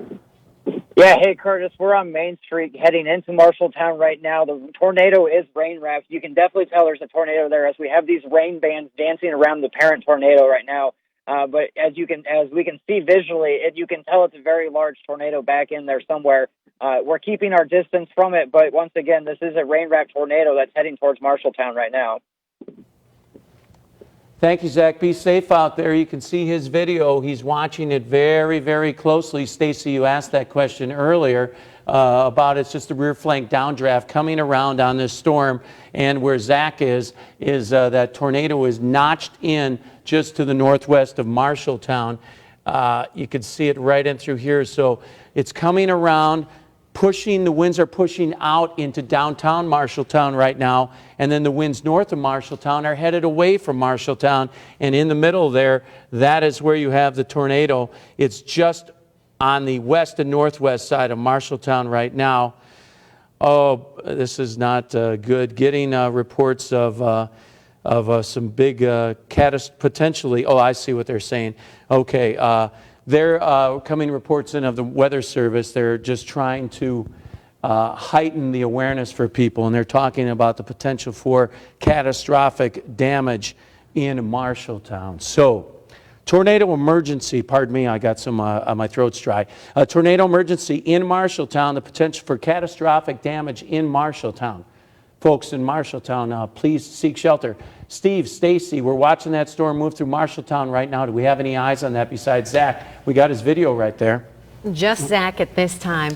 Curtis, are these folks, Zach is also on the phone. Can we talk to him? Yep, are we there? Hey, Stacey, Zach. are you there? Hey, Zach. Wondering if you're seeing a lot of rain in addition to the tornado damage. We're seeing some tree damage now thanks to your video. Yeah, Stacy, we're just rolling into Marshalltown right now. You can tell the tornado has just gone through here. We have significant tree damage that is blocking the roadways. This is Main Street that heads straight into Marshalltown. There's literally trees everywhere right now in Marshalltown. We're trying to navigate our way through. There's a piece of siding. We just saw a piece of siding. The winds were not strong enough to take the power poles down. Those are still standing, but there's a swing set that has been knocked over.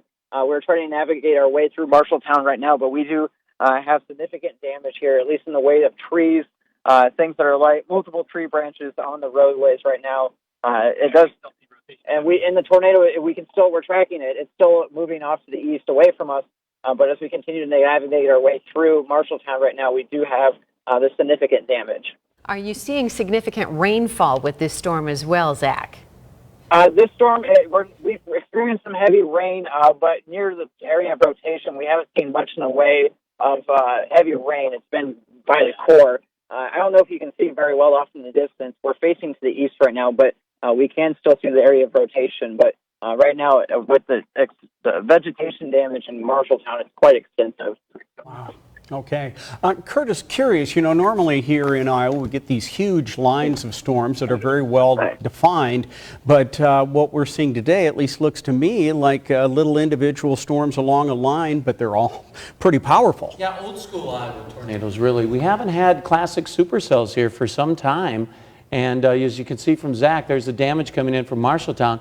But today we got two storms producing tornadoes that managed to overcome the environment of all the other storms. And there are two storms that are going to maintain their strength, most likely, because they have a fresh look at some air that has not been polluted by other storms. So they're going to continue to be quite strong. So that's what we're watching there. I want to stay on Zach there, as this is just live video coming in, and I'll update you verbally Oskaloosa. I really hope folks in Oskaloosa right now are seeking shelter. We're watching this storm move into Oskaloosa if it's not already in Oskaloosa. So we informed you that it was going to be headed towards Oskaloosa. So folks in the Oskaloosa area, please seek shelter if you have not already. We have damage in Bondurant, damage in Marshalltown, and there's most likely damage on 163 between around Layton, north of Layton, and then as it heads into Oskaloosa, you potentially have some damage. So we're watching that storm there. I'm just going over to another source, and you can just see what's happening as the hook is coming right into Oskaloosa, and most likely it's in town right now. And that's why you have that tornado warning. I'm going to click over. Yeah, the rotation is in Oskaloosa. So folks, if there's not a tornado in Oskaloosa right now, it'll be there in moments. It's probably in town right now. It could potentially be a funnel cloud, but the rotation right now is at 63 and 163 headed into Oskaloosa at this time. So that is what we are watching there. Reports coming in along 163 of damage. Oskaloosa, I'm just going to look at a couple things for you. I know these colors are bright, but that's just something I look at for potential damage. The rotation right now is moving through Oskaloosa. It's a broader scale rotation there, but one to keep an eye on. Steve, Stacy? Yes, Curtis, we need to go to Bob Leonard of KRLS KNIA Radio in Pella. And Bob, you have breaking news there. Please tell us what's going on. Well, we have a evacuation at Vermeer going on right now. I got a report from a law enforcement officer. I was following the tornado in north of Pella that it was over Vermeer plant. And now we had a gas leak evacuation. There was a strong smell of gas. Perhaps, 6 or 7 different agencies are here. They blocked off Vermeer Road. People are evacuating as fast as they can, but it's a slow process. It's a big plant.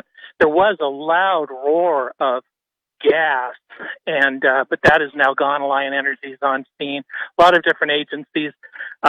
Pella ambulance has not left the scene, so I presume there are no injuries, but you can't say that for sure. But I've tracked that storm all the way from Monroe through North Pella. Lots of limbs down up there. I didn't see any buildings damaged, but it's not going to be clear here for a little bit until how bad, if really there's any serious damage. I'm curious. Do you know approximately how many people are employed there?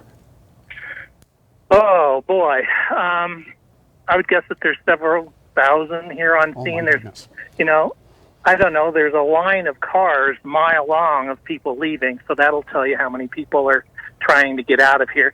Things seem to have calmed. At first, there was lots of rushing around by law enforcement, and now that they've settled down a little bit. And Bob, any indication of how much storm damage there is to the plant? Were any of the workers there injured when the storm hit? Or were they... No word on that yet. No word on that. Okay, so you said the ambulances have not left. How many ambulances are there? Are they treating patients?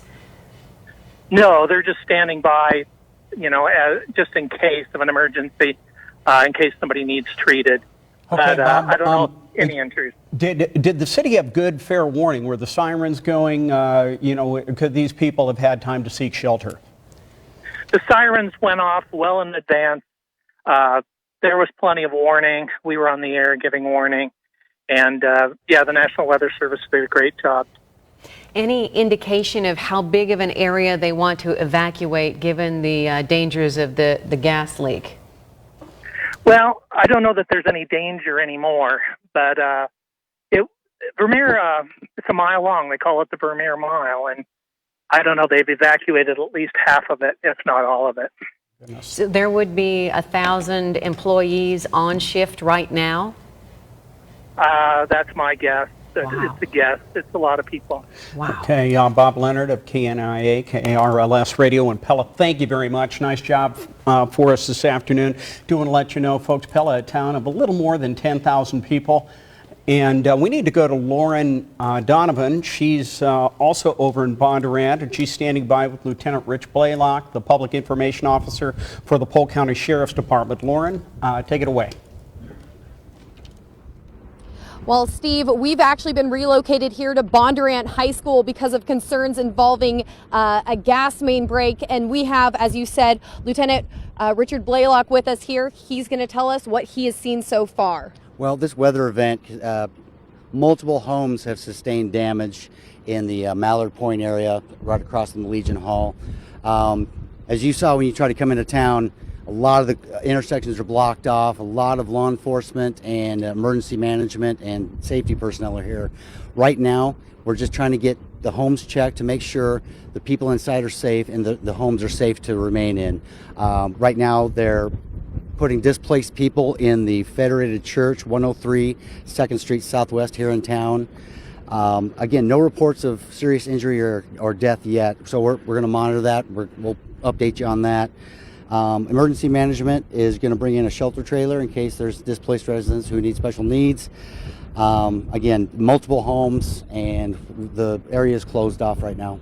And can you talk to us more also about this gas main break? Because that's why you moved us out here for our safety. You were concerned, Sure. right? With this type of weather event, there's some gas mains that are broken.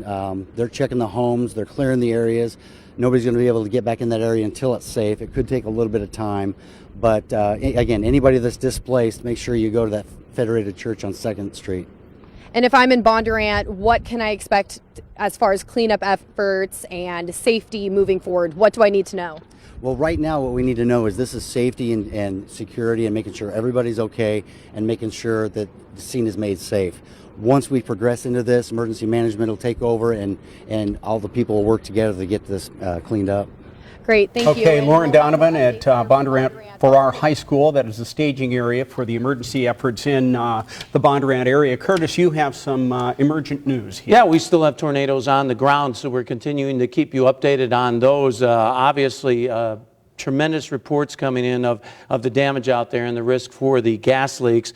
Still a potential for tornado damage as you head east and southeast of Oskaloosa. I'm not getting many reports in out of Oskaloosa of damage. We'll have to wait a little while. Hopefully the tornado went back up into the clouds when it moved over Oskaloosa, which is possible because there was damage on 163. The rotation on it weakened a bit, but I'm not saying there wasn't any damage. That's what I'm hoping. And now it's strengthening a bit east and southeast of Oskaloosa. So from Cedar northwest, that is where you want to seek shelter right now. And then this storm that caused all the damage in Marshalltown, I just want to read for you what the Weather Service is saying with their tornado warning.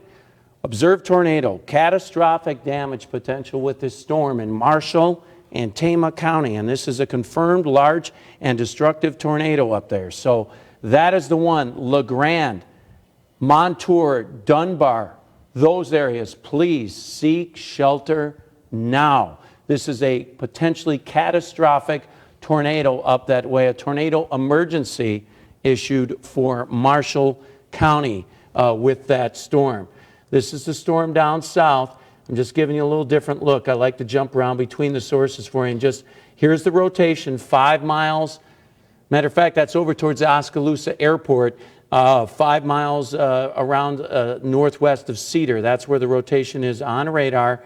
It's west of Wright, out of Oskaloosa. There's a secondary rotation, though, moving into Oskaloosa right now. I've been watching that, so I hope that's okay. But there was a secondary little rotation. But the main rotation is now southeast of Oskaloosa. But I'm watching a little rotation that was along Highway 92. Heavy rain, Oskaloosa right now, frequent lightning. But then the storm on radar, I went the wrong way with the zoom. Sorry about that, folks. We'll just come out to a wider view for you. And the storm on radar that we're watching is this one that's headed into Tama County that moved over Marshalltown. Why don't we loop it for you? And you can see it moved over Marshalltown. Damage with that as it wrapped up. And now areas around LeGrand, you want to seek shelter there. I'm just going to go over to velocity. It's a little wider scale, but it is moving east at this time. So I'm going to put a little bit of a storm track on it for you. And there's the timing on this. So a few minutes moving on through LeGrand over towards Montour and the Meskwaki Indian settlement there. So that is, if it maintains its strength, that's what's happening right now with that storm moving out of Marshall County. I'm just going to give you the big picture, folks. Some folks don't know the counties well. They may have moved here, so I'll just tell you the towns in this warned area that are still potentially impacted. Montour, LeGrand, Garwin, Toledo, Gilman. With that storm, the warning in effect until 5, and then the storm down in Mahaska County in effect till 5. Cedar, Rose Hill, and Oskaloosa, although it looks like the biggest rotation has moved through Oskaloosa. New warning coming in downstream of current Mahaska County storm. So that's coming in from the Weather Service. The rotation has tightened northwest of Cedar, right here. It's been a while here in Iowa since we've had your classic supercells with hook echoes on them, but that's what you're seeing. You see how that hook moved through Oskaloosa and then dropped south. And now the most dangerous part of this storm is just west of Wright. If I was putting a tornado on here, I'd put it right in through there. So that's where we're watching between Wright and Cedar. I'm just watching to see. That's just a storm that has tightened up. Reports of a funnel cloud. I'm not getting any more reports out of the Mahaska County storm of a tornado. It's a funnel cloud with rotation, but the radar signature has gotten tighter here in the last few scans. So I just wanted to keep you updated there. And I know we got numerous reporters in the field. Can't wait to hear what Zach's saying out of Marshalltown. Marshalltown, by the way, you're clear. It's okay to go out. I know folks probably already coming out, but I forgot to do that for you. Okay to come out, assess the damage. If you have power lines down, stay away. If you have a gas leak, get away. It's that simple because a dangerous situation there.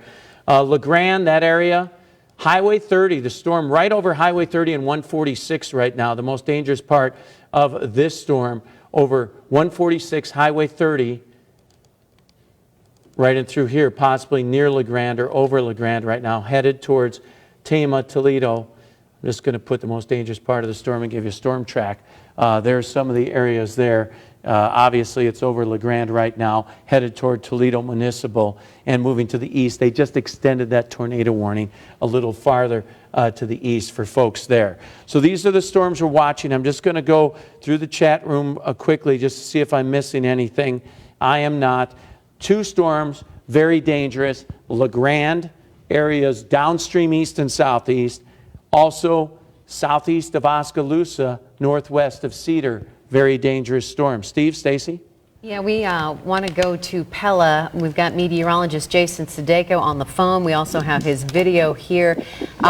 Jason, what are you seeing? Tell us about the pictures we're looking at right now. It's some pretty heartbreaking stuff. I mean, I'm standing outside of the parking lot of the Vermeer plant right now, and literally cars stacked on top of other cars. So I mean, it's just some pretty intense damage that this plant took. Looking at the buildings of it, it looks like most of the roofs of the buildings were torn off, even a partial collapse of a couple of the walls. So you can see the roofing standing back into the field behind me, so it was clearly tossed quite a ways. But what I'm most impressed about is just the parking lot out here. The cars were literally tossed around like you just threw a box of dominoes on the floor. A lot of them stacked on top of each other. All right, Jason, thank you very much. We do want to let you know that if you are not familiar with Vermeer, they are an industrial and agricultural equipment maker. They employ about 2,200 people total. We don't know how many people were on this shift. We understand the plant did take a direct hit. The plant there on Vermeer Road, which is on the east side of Pella, a town of a little more than 10,000 people, and the plant itself is said to be a mile long. That's right. We understand that, Vermeer confirms that plant number 7 was hit. Not sure on the number of people injured at this time, but you can see in the video that Jason showed us, his audio was a little tough to understand, but those flags are just ripped to shreds. That's the driveway as you go into the Vermeer plant campus. He said a number of vehicles were stacked on top of each other like they were toy vehicles. You could tell the storm had gone right through there and just created all kinds of problems. We do have KCCI senior reporter Todd Magel on the way to Vermeer.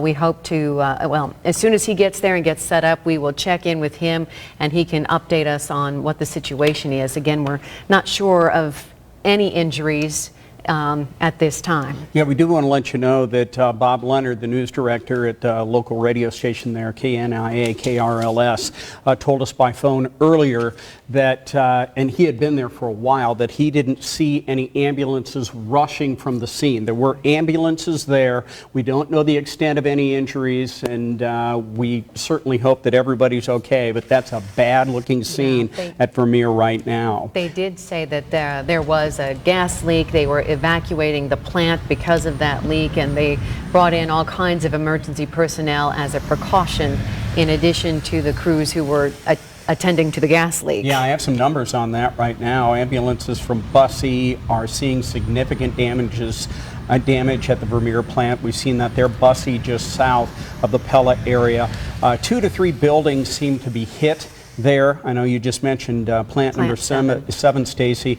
And this person who has checked in with us has told us about 50 ambulances and police vehicles on the scene at the Vermeer plant in Pella. We understand it took a direct hit from a tornado today. It looks very severe, and there is substantial damage. Jason Sudeiko just showed us the shredded flags and cars stacked on top of one another. According to one caller, there are 13 buildings on the campus and 7 plants at Vermeer, but we were told plant number 7 was definitely hit. Yeah, we just got that information I gave you from Randy Sikkema. He's a good friend of KCCI, and Randy very active in the community there in Pella, and he will keep us informed as best he can, as will Bob Leonard from the local radio station. Yeah, I'm wondering if somebody can tell us what video we're looking at right now. We see some metal, just looks like it's bent around. Oh, this is still from the Pella. Vermeer plant. Okay. Yeah, Jason Sudeiko, meteorologist Jason Sudeiko, shooting these pictures for us. You just see these flagpoles are just, the fact that they're still standing is amazing. But we see tree damage. We see these vehicles just look like they've been tossed around like they were toys, in addition to them being stacked up on top of each other in the parking lot. Yeah, it's just severe weather in Iowa, and it is severe today. It's all hands on deck here at KCCI 8 News. Lots of reporters out, and Chief Meteorologist Curtis Gertz has his finger on the pulse of it all. Yeah, I want to keep you updated. We still have 2 possible tornadoes on the ground. I'm getting new reports coming in on these storms, and that storm that moved through Marshalltown. By the way, reports coming in and out of Marshalltown of vehicles missing, vehicles overturned, tops of buildings gone, trees down, power lines, gas lines, etc. Coming in from a train spotter. Now, this storm is sliding to the east. It looks like it's Le Grand Montour and Highway 30. That's where I'm concerned at this time. A tornado warning in effect for these areas will take you from the Highway 30, Highway 63 interchange, and the most dangerous part of this storm is 8 miles due west. So folks in that area, Montour, Le Grand, I think even Tama, Toledo, you want to seek shelter. It looks like you still have a bit of rotation there, and you're under the tornado warning. So that is that cell. Then quickly, folks, I hope when you were listening, I told folks in Cedar to seek shelter. I hope you did, because boy, it tightened up as it headed towards the Cedar area. Here's Oskaloosa. So far, I haven't had any reports coming in and out Oskaloosa. Oskaloosa. Hopefully the storm was cycling when it went over Oskaloosa and weakened just a bit, but then it intensified as it headed down Highway 23. So the rotation on this storm, if there was a tornado and I had a report of a funnel, would be Cedar area, Highway 23 headed towards Fremont, Highway 149. That storm right down there is one we're keeping an eye on too. Quickly, we'll look at the tornado safety tips. I'm going to get a little better picture on a couple of my radar sources, and that way I can update you on that. So again, the storm, Cedar area, you could see Kirkville there. That's where the rotation is, around Fremont, that area. It's broad scale there, but this is an old indicator that came in, but I just want to click on it, see what the wind shear is. So 92 miles an hour, probably 100 miles an hour of shear with that storm. And then the storm to the north, getting a look at this. This is headed towards Tama and Toledo, and I just wanted to look at one other thing for you. It looks like I'm getting a few reports coming in of a funnel cloud earlier around Le Grand, but at this time as it moves to the east, I am not getting reports of funnel clouds. But because of the way these storms have looked and the fact I'm just going to click out for you and show you that there's only a couple storms on radar. The fact that they could ingest more powerful air, just be safe over in Tama and Toledo. You're under that warning. Just take shelter and keep an eye on things there. At this time, the storm might be cycling, but the most dangerous part of the storm is just west of Toledo and Tama and over towards Monroe, Iowa. And we're watching this move to the east. But at this time, all we're getting with a report of that is a funnel cloud. But obviously, it could intensify. Steve, Stacy? All right, Curtis, thank you. It's been an absolutely busy day here in central Iowa with these storms popping up, and we've been following it all. We've got KCCI Chief Meteorologist Curtis Gertz tracking these storms, meteorologist Jason Sudeiko in the field tracking the storms, as well as Iowa Storm Chasers Zach Sharp. We've got reporters in Pella, Bondurant, and on the way to Marshalltown. That's right. That's where the most damage has happened. We want to start the 5 o'clock newscast here in the city of Bondurant. Took a hit this afternoon. We understand it's in the Mallard Point area of that town, and KCCI's Chris Gothner is there live.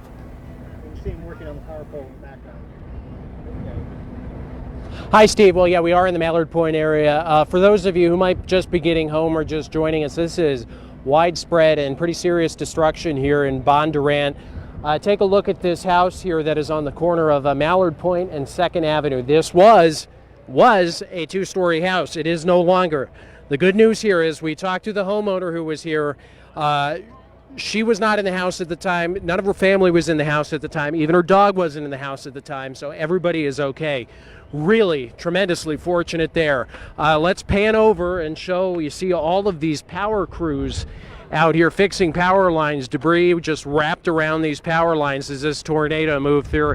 I said it was widespread destruction. Really, though, I really meant it was more or less concentrated, actually. It really, you see some of the houses right next to this, just not even touched, but some of these other houses are just like, the roofs have been just torn off completely. There was a gas leak over here as John Houghton, our photographer, pans over. You see some of these decks out here. You can see where the path of this tornado presumably went through. I would imagine it went diagonal over 2nd Avenue and went over to some of these houses over here, but there is just a lot of damage over here, particularly the roofs, but this two-story house was probably the worst one that we've seen so far. The roof just got completely torn off of it, and really significant damage here. But again, it looks like everybody in this neighborhood is safe, and that's what matters here.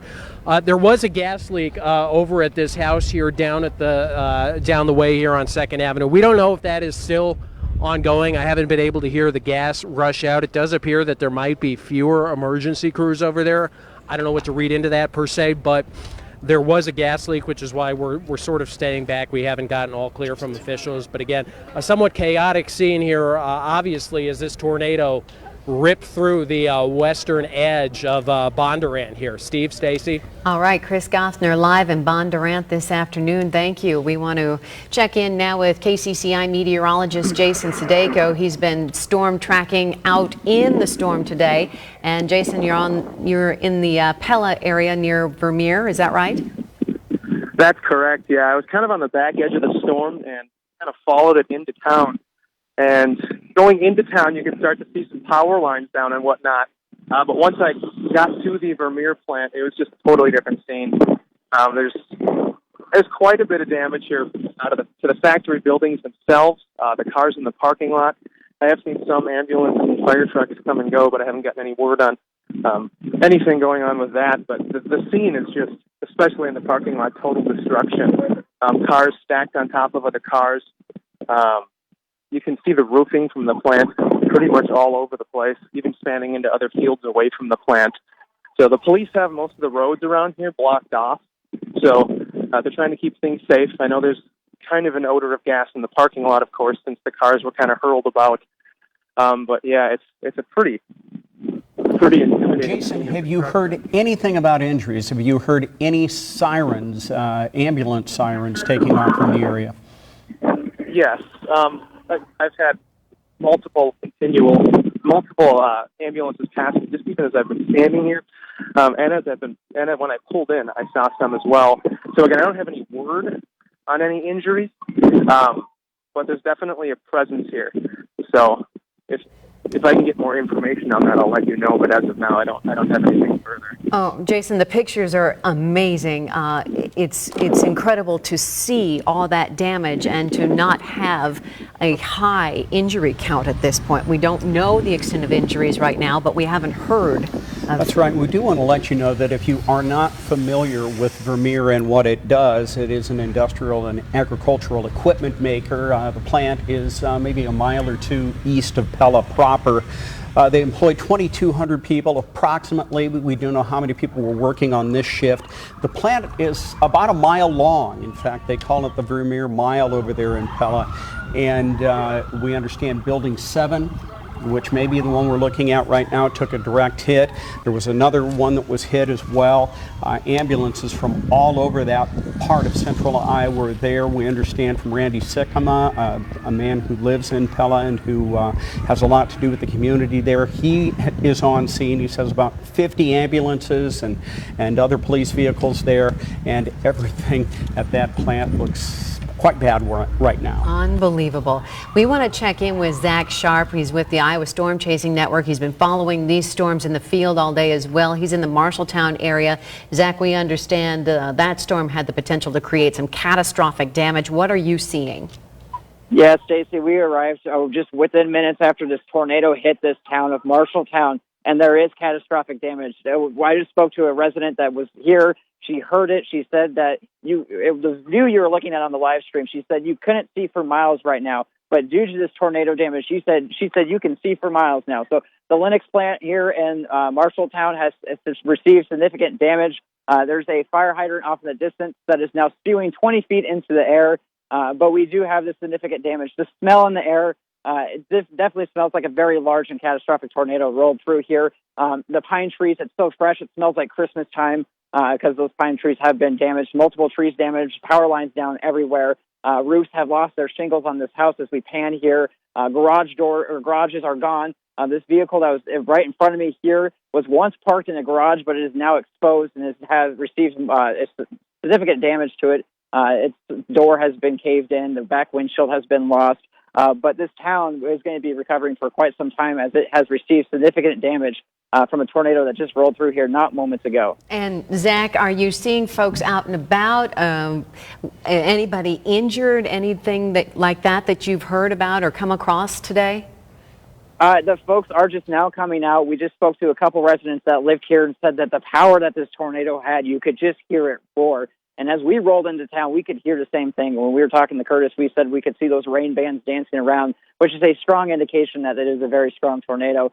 People are now taking pictures. I'm sure they're posting to social media, but they are starting to get a first look at the damage that has been left behind, sorting through what is left that this tornado has caused. Okay, Zach Sharp of the Iowa Storm Chasing Network in Marshalltown said the Lennox plant there took a hit. That's a heating and cooling plant there. And I'm sorry, we want to go where now? I don't know. Okay. Oh, yes, here is the map of the Lennox plant there.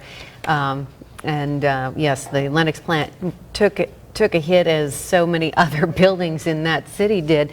Curtis, what's the latest for us? Yeah, we still have a very strong storm down in southeastern Iowa. We've been watching this storm. It is now just to the south of Fremont and east of Kirkville, sliding north of Ottumwa at this time. So this cell continues to have a tornado warning in effect for it. Latest reports coming in are reports of some rotation. I do not have a report on this of a confirmed tornado, but that is one we're watching.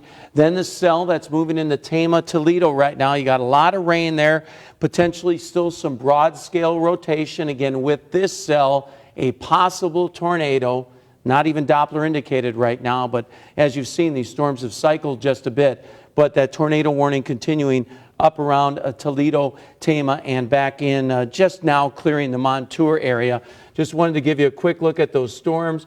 That's a storm that is north of Ottumwa. You notice this area in yellow, that is a tornado watch in effect until 10 o'clock. Look to the west. It has been quieted all day long as expected. We expected these storms to develop east of I-35.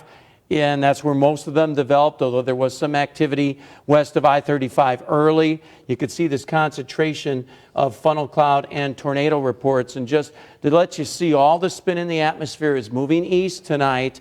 Most locations, once the storm comes on through, the majority of the rain is over. There could be some wraparound showers, but better days ahead to clean up after all these storms. But again, continuing to watch two storms, one south of Fremont, east of Kirkville, rotation on radar, and then another cell right now, Tama, Toledo, broad scale rotation. You do have a tornado warning there, but at this time, it just looks like potentially a tornado with that cell that's over towards Tama and Toledo. So things getting better as we move through time as these storms move east, but still two storms to watch. As always, we're keeping an eye on things. The best news, though, is the 8-day forecast is absolutely spectacular. We're going to have some of the finest July weather you can ever expect for this time of year. So again, these are the reports that came in. I just want to show you this activity up around Ankeny, Bondurant, the storms there. Then they moved over towards Colfax, Prairie City. The reports out of Pella, you can see we watched this storm move into Pella, north and east of town. And then I think there'll be some reports of damage along Highway 163 because on radar I had an indication of lofted debris. Now I'm starting to think about this a little more. In the heat of battle, I was not. It was probably debris from the Vermeer plant lofting downstream along Highway 163. So I had that, if you were watching live coverage, I was getting reports of a debris indicator on our radar. And I'm thinking now that that may have been the Vermeer plant, parts of it falling down to the ground along Highway 163, but there also could have been damage along 163 as that storm moved down to the south and then moved over Oskaloosa. The good news is hopefully the storm was cycling as it moved over Oskaloosa, and then the reports of all the storms up to the north. And this is what it looked like. We were on the air when this storm was in zeroing as a funnel cloud, but then intensified as it slid towards Albion, and I said, oh boy, this does not look good. And then it dove southeast towards Marshalltown. If you ever see a storm on radar moving due east, and then it makes that dive south, usually it's intensifying, and we saw that one tighten on up.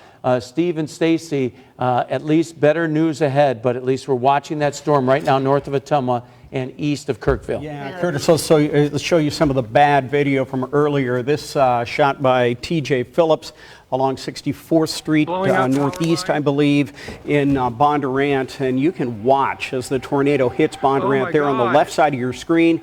You see the flashes of the electrical lines being torn up, and just look at that tornado move into that neighborhood. And it's amazing to see the debris just rise up and be pulled up into the air in the big swirl that we all know these tornadoes to be, and creating a huge debris field. It's an amazing sight. It's amazing that we have these pictures, but boy, you can just see how powerful and dangerous that storm is or was. You can hear the man who was taking the video tell his loved ones to get in the house. He's awfully close to that storm, standing outside snapping these pictures for us. Houses are being torn to shreds. As he just said, houses are being torn to shreds. And we see another funnel there, which looks like it's standing on top of that power line. KCCI's Chris Gothner is there, and he's in the Mallard Point neighborhood. And Chris, a lot of damage there. Yeah, I mean, it is just as incredible on the ground as it was when you see those videos there. Take a look. We showed you this a while ago, but I wanted to come back here. This is that trailer that just came up and got turned upside down in this house here. You can see the garage again got blown straight through. We talked to the homeowner of this house again. They're okay too. I mean, it's really incredible that nobody that we know of has gotten hurt in at least in this Mallard Point neighborhood. I think I'm going to walk down again if John Houghton follows me. We're going to try to stay off the road here because it is an active road now, as you see the Mid-American Energy truck. Whoa, I just slipped there. Okay, but We're fine. Moving down on here, you see again this house. We're just going to show it to you again if maybe you're just joining us on this coverage. Because again, this was a 2-story house. It is now a 1-story house because it just got obliterated by this storm. I mean, the roof is off. The garage is, again, blown through. Again, on this one, though, nobody hurt. I mean, great news there. Nobody home at the time. Really incredible that nobody got hurt in this destruction. You see the Mid-American Energy crews, again, working to get the debris cleared off of these power lines. Lots of deputies on scene still. The emergency crews have largely cleared off from the just sheer amount that there were earlier, but still plenty out here as they work on what was or maybe still is a gas leak out here on 2nd Street Northwest. This is the west side of Bondurant. Here is really where all of the destruction, at least that we know of, is concentrated right now. Again, you can kind of see maybe, I mean, it has been cleared up a little bit, but where that debris path, it looks like, Stacy, were you saying something? Yeah, Chris, we see the Mid-American crews there, or excuse me, the power company crews there looking to remove some of the debris. There was so much debris wrapped around these power lines. And they've done a significant amount of work to free the debris. Yeah, I mean, there really was. It was like twisted around. Okay, it just shows the power of that storm. They really have. It's clearly a team effort here. Okay, Chris, thank you very much. It was like wrapped around. Let's go back over to Curtis. Curtis, it hasn't moved down to the viewing area yet, has it? No, it has not. We told you about that storm east of Kirkville. Now we have a confirmed tornado report on that storm. That's about 6 miles north of Ottumwa right now. Got it on Super Doppler 8 for you. So Farson, Batavia, maybe I would say the north side of Ottumwa. Let's just say Ottumwa, but mainly north of the river, probably a more dangerous location right now as the storm continues to dive to the east and southeast. You see they extended the tornado warning there, and I have seen this storm tighten up, so it's just a few miles north of Ottumwa. The storm in Toledo, Tama, extended over towards the east, towards Belle Plaine. At this time, we're not getting any confirmed reports on this, but it is a tornado warned area, so please seek shelter there too, because these have been cycling where they're weakening and then strengthening once again as the storm north of Ottumwa just did. And I just want to go down there for you and show you how close this rotation is. Yeah, folks in the Ottumwa area, especially north of the river, just seek shelter. The storm continues to slide on through. I'm just going to look. It's now generally east, just slightly northeast of Ottumwa, the main area of rotation. So that is the area to keep concerned there. So again, that tornado warning down to the south, I'm just going to show you the easy picture for you. This is the area that's in the new tornado warning because it's diving south. Davis, Mahaska, Wapello County until 6 o'clock. The area I'm most concerned about right now is northeast of Ottumwa. If you live on the north side, northeast side of Ottumwa, areas northeast, seek shelter. A confirmed tornado. Let's hope it doesn't dive due south and come right into Ottumwa, but at this time it looks like it'll stay just on the north and northeast side of Ottumwa. So folks in those locations, please seek shelter. All right, Curtis, thank you very much. I want to talk a little bit about the damage in Marshalltown. KCCI's Kevin Cooney, he may have retired, but he hasn't hung up his reporter hat completely. He's called in and told us that the clock tower at the Marshall County Courthouse has been destroyed. An employee told him that. There is a picture of that beautiful courthouse there. It was built in 1886. It was placed on the National Register of Historic Places in 1972. You know, it's a beautiful building. A lot of beautiful courthouses around the state of Iowa, and that's one of the more beautiful buildings. Let's hope people are not hurt. That's right, and that courthouse is in downtown Marshalltown, just south of East Main Street. And if you just head out of town to the east by maybe a mile, maybe not that much, is the Lennox plant, again on the south side of the East Main Street. And we understand that the Lennox plant took a lot of damage in this storm as well. Around town, Iowa Storm Chaser Zach Sharp reports seeing extensive tree damage, power line damage, extensive damage to other homes and businesses and buildings in that city. Okay, we want to go back to Pella right now, and meteorologist Jason Sadeko, the Vermeer plant, agriculture and industrial equipment plant, taking a big hit there today. Jason, what do you see? They had just swept the parking lot, looking at the vehicles to make sure there was nobody in them. And it appears that they've cleared it for people to come and check out their cars now. So it's a sad scene. There's a lot of cars that are obviously not usable, and people just trying to pick through them to figure out what they can take. I've seen a couple cars drive out, but those were definitely the lucky ones. Just with the extent of the damage here, we have literally like metal poles that are bent midway through. Again, there's pretty extensive damage to the cars in the parking lot, and not only that, but the factory buildings. It looks like the roof is off most of them, and it looks like there may even have been a couple partial wall collapses. So, I mean, it's a pretty big scene of destruction here, and it's pretty widespread too. I mean, even just with how far the tornado flung the debris from the buildings, you can see it in the fields behind me. Part of it's blocking the sidewalk, some of it's into the roads, and this is just the part of the plant that I can see. I mean, as you guys have said, this is a mile-long facility here. I think I'm standing in what is probably close to the path of the tornado, which is why I'm seeing most of the damage that occurred, but still some pretty intense stuff. Jason, I know this is pure speculation, but you are an experienced meteorologist. Could you possibly gauge the strength of this tornado? That's hard. I mean, this was clearly a strong tornado. We have cars that were picked up and stacked on each other. We have got metal beams that were bent over and snapped off near their base.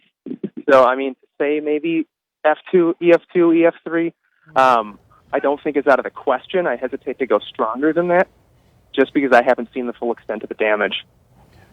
And Jason, we are focused right now on the damage at the Vermeer plant, but on your way to this location, what did you see for damage? I know if you didn't go through town, you went through a relatively rural area, and maybe you saw some crop damage or other outbuilding kind of damage on farm places and stuff.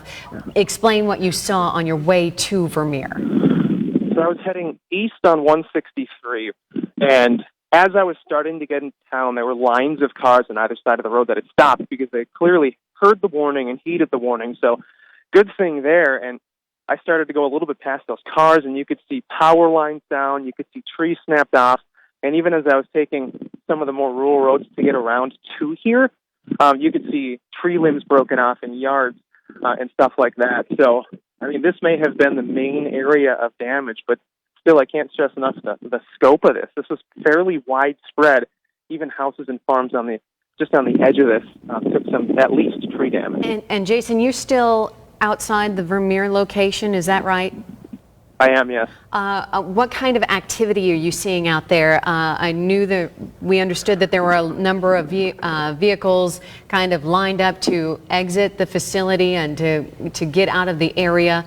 I'm wondering if that kind of traffic jam has kind of cleared up and moved out, or are there still a number of employees assessing the damage for themselves in the facility? And are there emergency crews, spire, and other utility groups out there?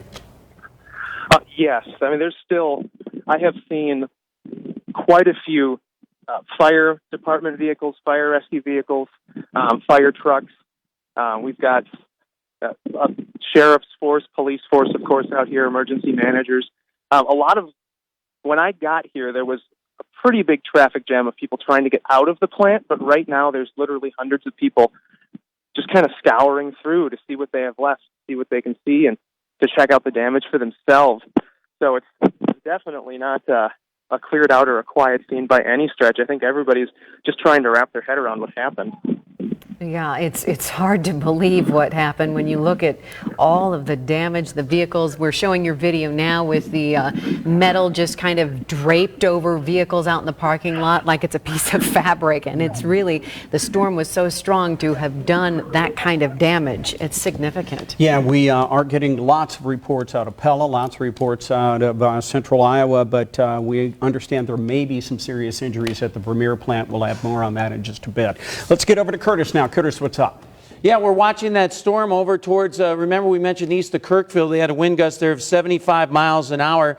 Getting new reports in of that tornado that was north of Ottumwa. Also, I just have this sitting still for a second, and I didn't have a chance to render this like you normally get to see, but I want you to focus on the Des Moines area right here in areas northeast, and I'm going to put it into motion.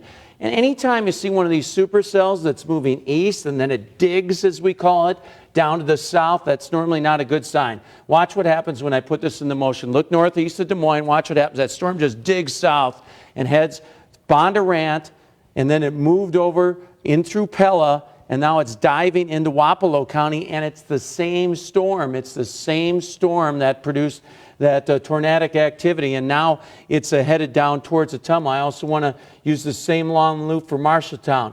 Look to the west. It was very quiet, and boy, when it was about 20 minutes from Marshalltown, I saw that cell intensify, and our own storm chaser, Zach Sharp, was on that storm, and then it really, really tightened up, and before it hit Marshalltown, it had a very dangerous looking radar signature, and I hope folks heeded the warning there. These are the reports today. You could see, we'll have to count them later, but a lot of activity there across the state. And then I want to focus just once more on this storm that is to the north, that storm up in the Ottumwa area. Been watching this and continue to look at some other sources. Still some rotation, but I really think that it is going to head down towards Eldon through the Ottumwa area. But folks in Ottumwa still seek shelter until this moves on through. Give it a little more time. I saw a secondary area of rotation.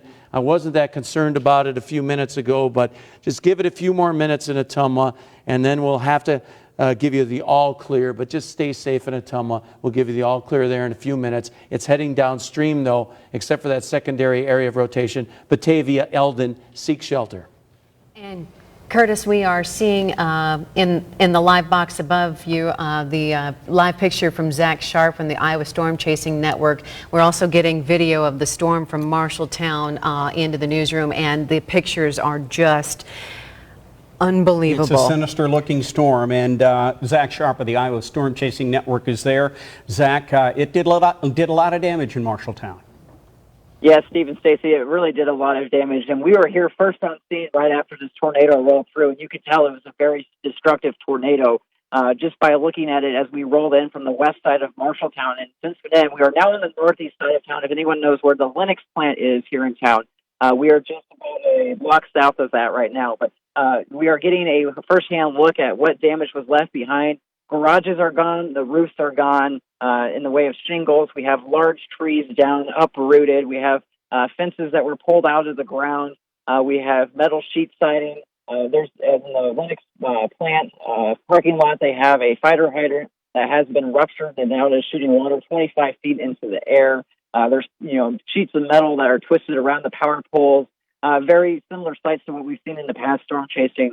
With very large and destructive tornadoes. And when we were first chasing it and showing you live earlier on KCCI, we showed you how wide and powerful you could tell the storm was when Curtis was talking about it. But since then, the residents here in Marshalltown are now beginning to come out, assess the damage that they have seen firsthand. We spoke to one resident that said she was at home at the time that the storm rolled through, and she said you could just hear the roar, like the freight train noise that everyone encounters when they experience a large destructive tornado. And she said you could just hear it roar. So that's the common case. So far, we haven't heard of any injuries here in town. You can hear sirens throughout town now as first responders continue to show up here on scene. But right now, it's just mainly people combing through the destruction that has been left behind with this very large and powerful tornado. It's been just amazing to see the damage that this storm has caused. And Zach, we understand that the downtown area has suffered a lot of damage in Marshalltown. Have you been able to see that at all? At this time, Stacey, we have not. The problem is here in town is you hardly can find roads that have been open, as a lot of debris has been scoured across them. So if you can find a road that is open, you can consider yourself lucky. So I would imagine that's going to play a factor into the first response and rescue that these officials here in town are probably dealing with right now. Yeah, we are showing a picture for folks at home of the Marshall County Courthouse, and we understand the storm has blown out a number of windows on that building. On the clock tower, we had initially heard reports that the clock tower had been destroyed. I don't know if that is in fact the case. We've got KCCI reporter Lauren Donovan in the Marshalltown area right now, and she has sent back pictures that show windows blown out of this historic courthouse. things like that? Definitely significant power outages at this time, as there's virtually no power lines standing or power lines that are still strung across the power poles, as the poles are still in somewhat decent shape. But in the way of gas, we have heard a few people asking on the phone to other people in parts of town if they've smelt any gas or anything that they should be worried about downstream. But at this time, we have not heard any official reports of any gas line leaks. But yes, definitely at this time, there is significant power outages in this area. All right, Zach, thank you very much. We need to go to the Blairsburg area right now. I've got to let you know, this is a town about an hour due north of Des Moines. It's right in the area of Highway 69 and Highway 20. Basically in the Webster City area. You can see a funnel cloud there. This video coming to us from a viewer. We thank you very much. The wind turbine spinning in the distance. There has been damage in Blairsburg. You saw the trees down in town in the earlier picture there, but this is a tornado that kind of looks like a rope. Yeah. And we do have more pictures too from the Marshalltown area. We do have a KCCI reporter, Lauren Donovan, on the way to the town. I think these are, well, this is the funnel cloud. This is the tornado that's hitting the downtown area. These are the first pictures into the newsroom from Marshalltown. Yeah, and you know, we talked about the damage from the courthouse out to the Lennox plant in Marshalltown. You got to remember the courthouse. And there it is. It's right there on Main Street. And then the Lennox plant is maybe about a mile or two east of that. And in between that is a whole lot of Marshalltown. There are apartment buildings in there. There are lots of businesses. You can see brick off of a building there. So we are very curious about injuries in Marshalltown. Very thankful that KCCI's Lauren Donovan is there, along with photojournalist Glenn Bierman. This funnel cloud, we have some video of it coming in. Somebody looks as though they're standing in the parking lot of the Slumberland store there, and you can see this very sinister looking, here it is, very sinister looking funnel cloud. Big, dark funnel cloud coming toward town. You can hear the tornado sirens there. That store is located on Westboro Road, which is right off of Highway 14, kind of on the south side of Marshalltown there. Unbelievable. Curtis Gertz, our chief meteorologist, said this was a catastrophic damage potential for this storm. It was large and destructive, and Curtis, you were exactly right. But we don't know if the storm stayed on the ground from the downtown all the way out to the Lennox plant, but it certainly would have created some damage. Yeah, it's amazing pictures coming in. And this storm in Marshalltown, and I'll show you this in just a second, it was amazing how it weakened when it crossed I-35 and then north of St. Anthony. I noticed something on radar and I was watching it and I'm like, this looks like it's intensifying. It intensified very, very quickly. I do want to give you a quick update. Ottumwa, you got some heavy rain, even some hail, and there is still rotation east-northeast of Ottumwa. Batavia, on the road to Ottumwa, and north. Folks in that location seek shelter still. I'm still seeing some broad rotation, but it is rotation, and it looks like it's crossing the highway just to the east of Ottumwa. This is one I'll show you. It's just going to take me a second to load it up, but it is amazing what happened here. I'm just going to loop it once, stop it, and then grab it back. Watch what happens here. There's your timeline on the banner. Noon. We're watching this storm. There's Marshalltown. Look at that storm. Look at Story City funnel cloud. That is not impressive on radar, folks. Zeering, we're watching funnel cloud. Then I'm watching and I'm like, what is that? What's that? Oh, it's moving east. Watch how it just digs to the southeast, ingests that other storm. It's still northwest of Marshalltown, and then it just comes right through Marshalltown. It was at its strongest probably right when it hit Marshalltown. Those two storms came together. The storm dove to the southeast, moved through Marshalltown, and then actually weakened and went back up into the clouds around Montour. I just want to show you what happened here in the metro. So you got an idea. We're talking about all this, but to visualize it, let you see the storyline. Here we are, metro, not much going on. There's the storm Bondurant. I should be zoomed in on Bondurant. Sorry, that Bondurant storm produced a funnel around Ankeny, and then this thing just dove south. There it is, look, headed towards Pella. Again, anytime you see one of these storms moving east, and then this one also ingested another storm. See that? and then it just dove right in the Pella area. So two big supercells, powerful enough to dominate the atmosphere by themselves, and that's what happened today, causing all the damage out there. I just want to point out once more, we're not done. One cell just northwest of Batavia, northeast of Ottumwa, still some rotation on radar. Please seek shelter if you're in that location. The rest of us, it's basically all clear. Usually by this time of the evening, you do see the CBS Evening News on the air. We are staying with, this is a special edition of KCCI 8 News. Because of the severe weather we have been following all afternoon, we've had major storm damage in Bondurant, Pella, the Pella area, and Marshalltown. A very dangerous weather situation, and it continues. Chief Meteorologist Curtis Gertz staying right on top of all of this. A lot of KCCI reporters and photographers out in the field right now. As Stacy just said, serious damage in Pella, Bondurant, and Marshalltown.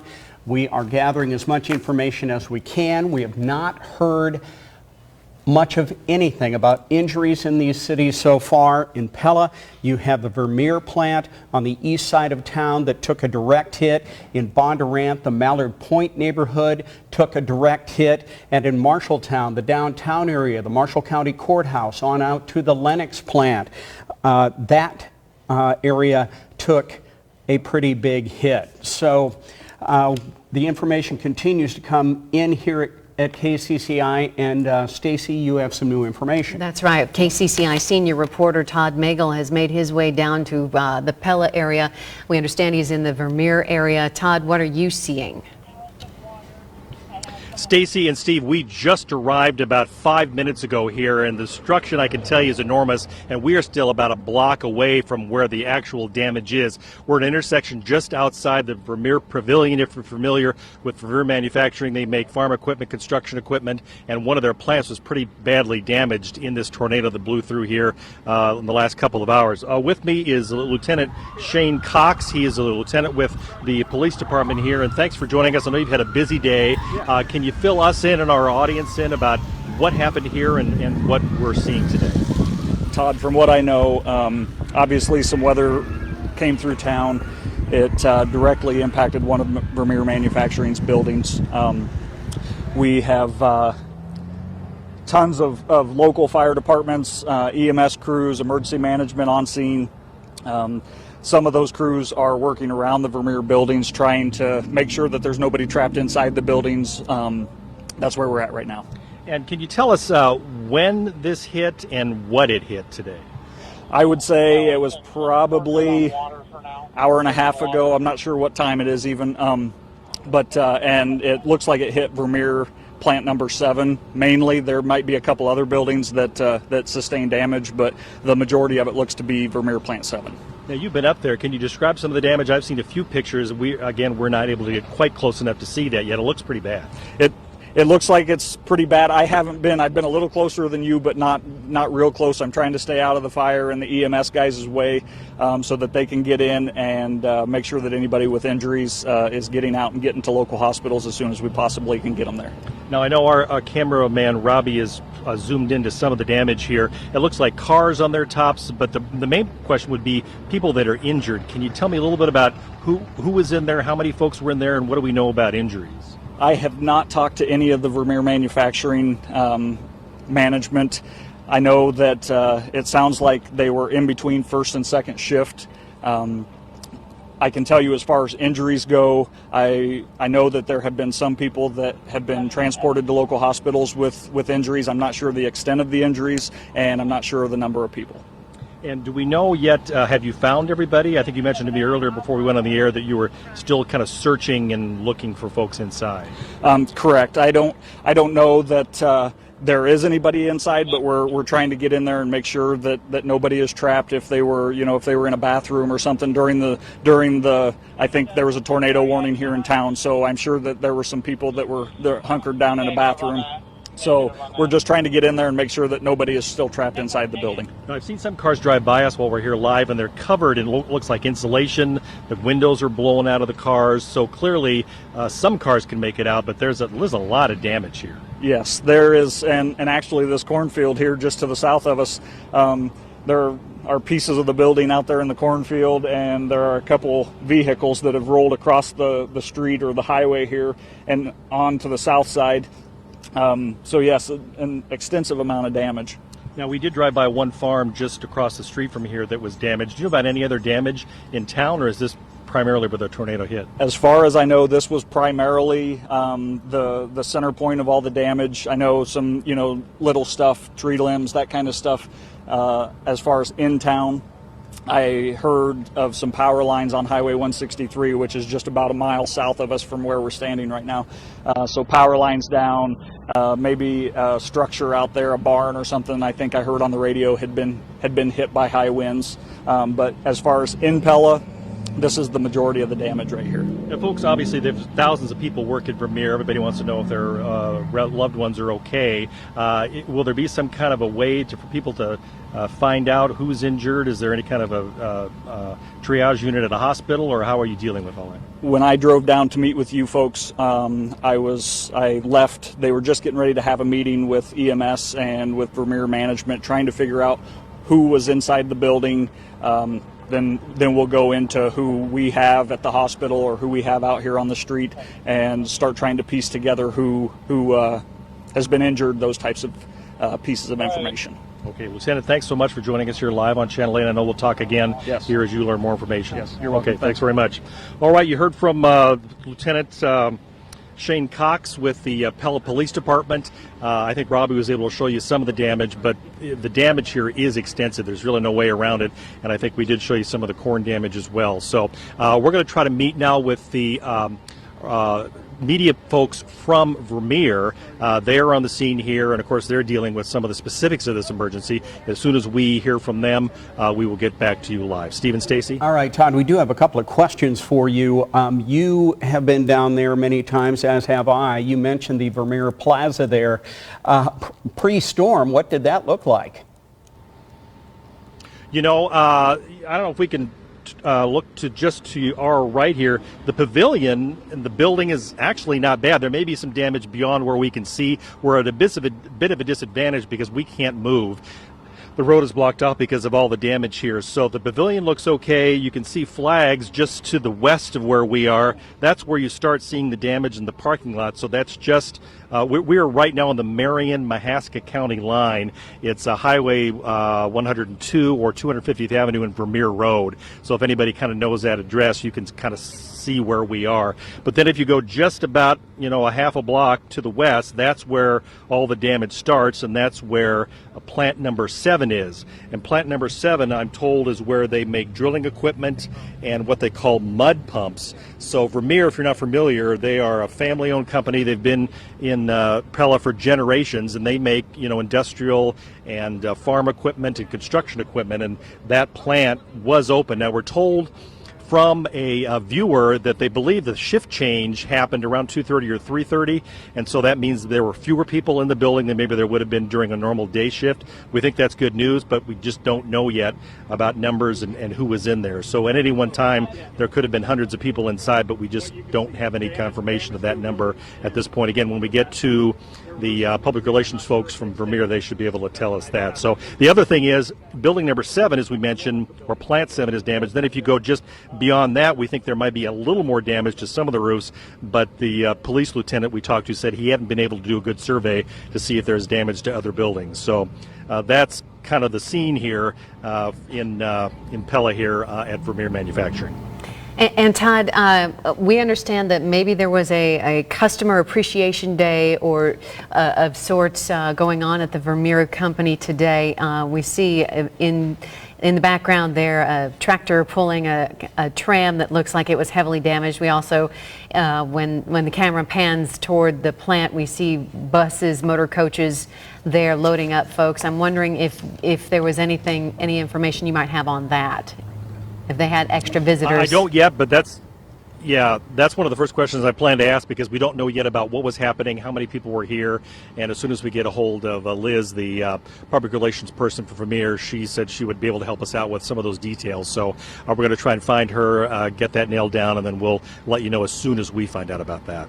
Reporter Todd Mega live on the scene of the tornado damage in Pella at the Vermeer plant there. Let's get back over to Chief Meteorologist Curtis Gertz. And Curtis, is this sliding out of the viewing area yet? Yeah, there's one storm to keep an eye on. The rotation has broadened just a bit, but a little bit of activity right now between Eldon and Batavia. Right now, I think it's more of a Doppler indicated thing, a little bit of hail, frequent lightning, and you still could get some very strong winds down there, but it's a broad rotation. But that's the area we're keeping an eye on at this time. So this is sliding down. Again, this little notch you're seeing between Eldon and Batavia. If there was a tornado, and I don't believe there is right now, it would be right in through there as this moves down to the southeast. You can get the movement on that headed towards Dowds there. So folks in that location, keep a close eye on the sky. I mean, you are under a tornado warning. You see what's happened earlier today. So that's what we're keeping an eye on there. We're going to look at the storm reports. It really does tell the story of the day for you.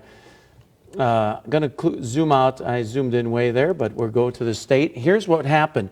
Earlier today, we had some funnels up to the north. They were west and southwest of Algona. Had a little wind damage report up in Pocahontas.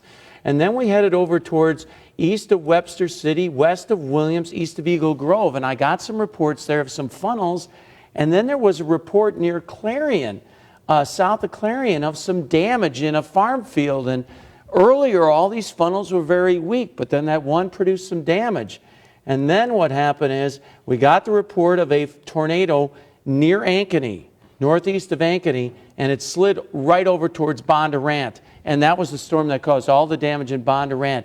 It developed very quickly, but then that cell moved east of Altoona, near Prairie City, Monroe, Pella, and as we surmised, there was parts of the debris getting lofted from the Vermeer plant down 163, but the same storm was moving down 163, and we mentioned that on the air between Pella and Oskaloosa. A lot of houses on that. Farmstead damaged along 163, transformers down there. I have not had any reports coming in out of Oskaloosa. Hopefully the storm cycled, which is it may have weakened, and then it intensified again as it headed towards Cedar. But notice, not as many reports. And then we had the report north of Ottumwa of a tornado. And this is not forgetting about the Marshalltown storm. This started north of State Center over towards Clemens, had those reports of funnels. It looked very weak on radar, and then that storm dove north of Marietta and ran right in through the Marshalltown area. Matter of fact, I'm going to do what I did before. If folks are just joining us, loop this, and then I'm just going to back up and show you what happened here. Watch how unimpressive this is on radar. The warning was issued in plenty of time for Marshalltown, but initially we were watching the storm by Pella, and then we had Zach Sharp on this storm, and I was watching it. It's like, what, that's zeroing, it had a funnel cloud, Clemens funnel cloud, and watch what happens. The storm moves east, it ingests the other storm, dives due southeast. By this time on velocity, it had a very tight couplet and looked like a very powerful storm, moved right into Marshalltown, and then moved out of town and weakened as it headed over towards Tama, Toledo. I just find this interesting from a meteorological perspective. And then I just want to show you what happened on the Tama storm. Moved through Bondurant, then dove south. Look, right over Tama. I should probably zoom in down for you. You see that hook echo, main part of the storm, and then it moved right down 163. So that's what we're watching there. How about a look at the big picture? Go to a current picture for you, and you could see most of the state rain-free. We have the one storm moving out of Ottumwa now and headed to the north of Keosauqua. The main threat there would be some wind. But again, most of the state, A-OK, clear for rest of the night. And that's the storm we're watching. Broad scale rotation, not a tornado down to the southeast, not even Doppler indicated right now. But I do think you could get some winds northwest of Keosauqua. And I do want to point out, in that area, this could intensify. And that's why you have the warning. We're keeping a close eye on this one for you from Keosauqua, east of Eldon. Steve, Stacy.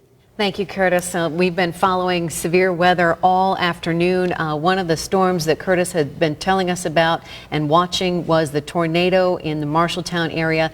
He said it had the potential to cause catastrophic damage. It was a large and destructive storm, and we've got new pictures in to show you, and in fact it was a large and destructive storm and did cause extensive damage. We've had Iowa Storm Chasing Network Zach Sharp there throughout the day telling us about the damage, and we understand that the Lennox plant just on the east side of town was heavily damaged. We also understand throughout the community there was extensive roof damage to houses and buildings, extensive tree damage, even power lines. Zach Sharp said the power poles were still standing, but the power lines had been pulled off those poles in this storm. He also said there were a number of streets that were blocked by storm debris, whether it's part of the buildings or trees that have been knocked down. Okay, we've mentioned the damage to the Marshall County Courthouse there, built in 1886, and you can see a part of the, look at the architectural beauty of that building had been torn off and then tossed into the street. That was quite possibly Main Street right there in downtown Marshalltown. This building was put on the National Historic Register in 1972. Beautiful building. A lot of windows are blown out of that building. Don't know the extent of the structural damage to that beautiful old courthouse, but we will have more on that coming up as soon as we get it. You can see another building in the area right there in downtown. You have to realize the Marshall County Courthouse is right in the middle of downtown Marshalltown, right on Main Street. And as that storm moved to the east through the downtown area, there is a whole lot of development between the Marshall County Courthouse and then the Lennox plant that's on the east side of town where they make heating and air conditioning equipment. Yeah, KCCI's Lauren Donovan joins us now live. She's in Marshalltown. Lauren, what are you seeing? Stacy, we heard reports coming up here into Marshalltown that the damage here was catastrophic. Take a look, it certainly is. Glass shattered, roofs, brick destroyed on this building here on the corner. I would tell you what street we were on, but I guess Center and Main Street. Over here to the left, you can see the sign is down. We're right at the base of the Marshall County Courthouse, which we're going to move you over this way because you can see, I know Steve was talking about what a beautiful historic building this is. It has sustained so much damage. The top spire has been blown off.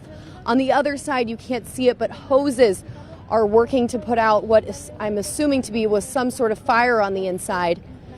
Trees are knocked down. And ever since we arrived, there's been an unimaginable amount of traffic. People, I heard them on the street saying, I don't know how to get home right now. Everyone has been walking the downtown, surveying the damage, taking pictures and taking it in. As you can see, trees have been blown through the streets. And over here to the left, we have a group of firefighters who are making their way down the street over here.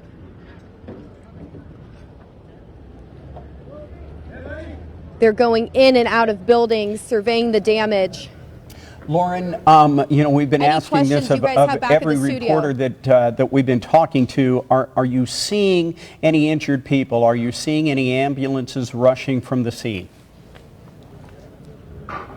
Well, over here in the distance, Steve, you can see red and blue flashing lights. We haven't seen any ambulances at this point yet, but sirens are going off nonstop in the distance. There's glass shattered everywhere. While we were walking up here, we had to be extra careful. So I would imagine a storm of this magnitude, I'm not sure what exactly it could do, but it's certainly powerful, and it's heartbreaking to see this beautiful downtown devastated. And Lauren, is there damage as far as you can see from the courthouse to the east? It's a very heavily developed area there. Marshalltown's been around for a long time. A lot of those 2- and 3-story buildings that you find in a downtown of an Iowa city. Well, now I think Glenn, here, photographer Glenn Bierman and I are going to take you over here to this one. 2-story buildings, you can see, I didn't know if you got a good shot of it earlier, but if we move over here, you can see how this one has just caved in.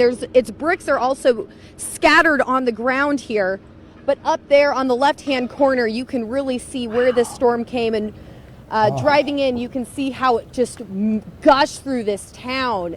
People are just staring at it. Just it's hard to believe. The really. damage it's is heartbreaking for me to see this here. That's right. It's hard to understand it and comprehend it and take it all in. Lauren, I'm wondering if there is electricity to the downtown area. We know there's been extensive power line damage. Are the stoplights working? Are businesses open because they've got electricity? It doesn't appear that there is any electricity here, Stacy. Over on the right, if photographer Glenn Bierman can move up there that way, you can see all the lights appear out in this business upstairs. Oh, another historic building there. And look over at this car right here. You can take a look, too. Look at where the storm has hit. We've seen multiple cars like this, and parts of this car have been ripped off. Oh, my goodness. That is remarkable. And we are seeing through your video, Lauren, the extensive damage to a number of these beautiful historic buildings in downtown Marshalltown. You see some glass broken out, and you see the flag there ripped from its stand. And looks like some damage, maybe some buildings damage, debris falling on that pickup, that red pickup in the picture there. Well, and Stacey, if we can take you over this way, it's really hard for anybody to get in this part of downtown right now. Moving down this way, the way we came in, there is so much traffic building up all over on the bridge moving in. This area we're in is completely blocked off right now to traffic. So it's hard to actually make it out to where we are right now. We had to carry our gear multiple blocks to get here over glass and rubble, all these bricks that you're seeing.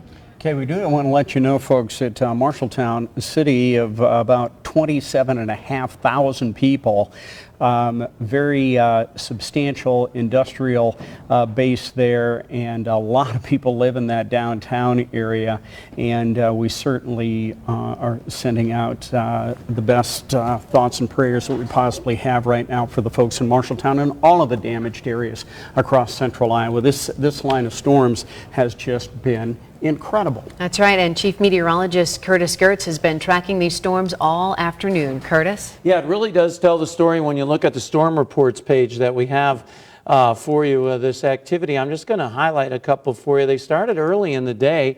We had a funnel cloud reported over towards Rolfe, and then things really intensified after that, and I do want to point that out. I was watching the situation develop, and the storm that really got everybody's attention today was this storm south of Clarion. At first, it looked like the day was going to be funnel clouds, maybe impacting the ground. And then this storm south of Clarion produced a tornado, and I think everybody that was in weather said, we better start really keeping an eye on these things west of I-35, because when they moved east of I-35, I expected them to intensify. And that's what happened. We had numerous reports of funnel clouds up around Story City, but then the big storm did produce, one of the big storms, produced the first storm, is what I should have said, the tornado around Ankeny, and then as it moved east, moved into Bondurant.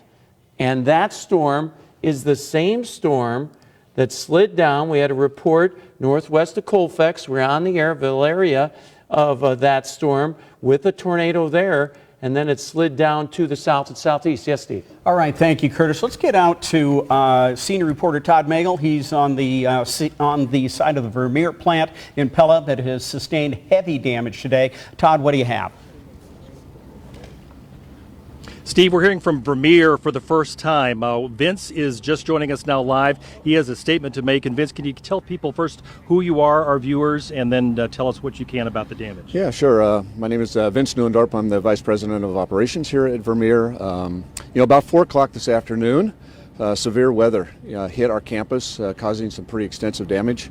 Our first priority has been our team members, right? We want to make sure that everyone on our campus is safe and secure. From there, we'll assess the damage, and at a later time, we'll have more details, but that's about all I can tell you at this point in time. A lot of people want to know about, the folks that are injured and how many, if you're still searching. Can you fill in any of those blanks for us? There were some injuries. I can't really tell you what the extent of those injuries are at this time. We are trying to find out as soon as we can. We'll get that information to you. But first and foremost is the other team members, their family members, to make sure that they are aware. And then as those details become available, we'll get that to you. We'll have further communication on and off throughout the evening. Can you explain what Vermeer Industries is, what exactly this company does? Yeah, Vermeer is a manufacturing company here located in Pella, Iowa. It's a family-owned business. We have around 2,800 team members that work here on our campus.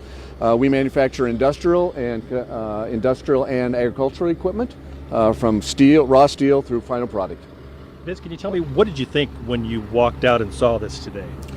Well, my first thought was that this can't happen. This could not happen to us. Now, the good news is that we have disaster recovery plans in place. We enacted those immediately. We established a command center, and we got our leadership team together and put together a plan. And again, first and foremost is our team members, making sure that they're safe and secure, and that our emergency services have room to work, and that's our first priority. Can you talk about which buildings were actually hit? Because a lot of people are familiar with these and they're wondering which ones and what did they make inside. You know, I haven't been on the whole campus yet, but just visually as I walked in front, I can't speak for the back of the plant yet, but the east half of our campus was hit the most severe.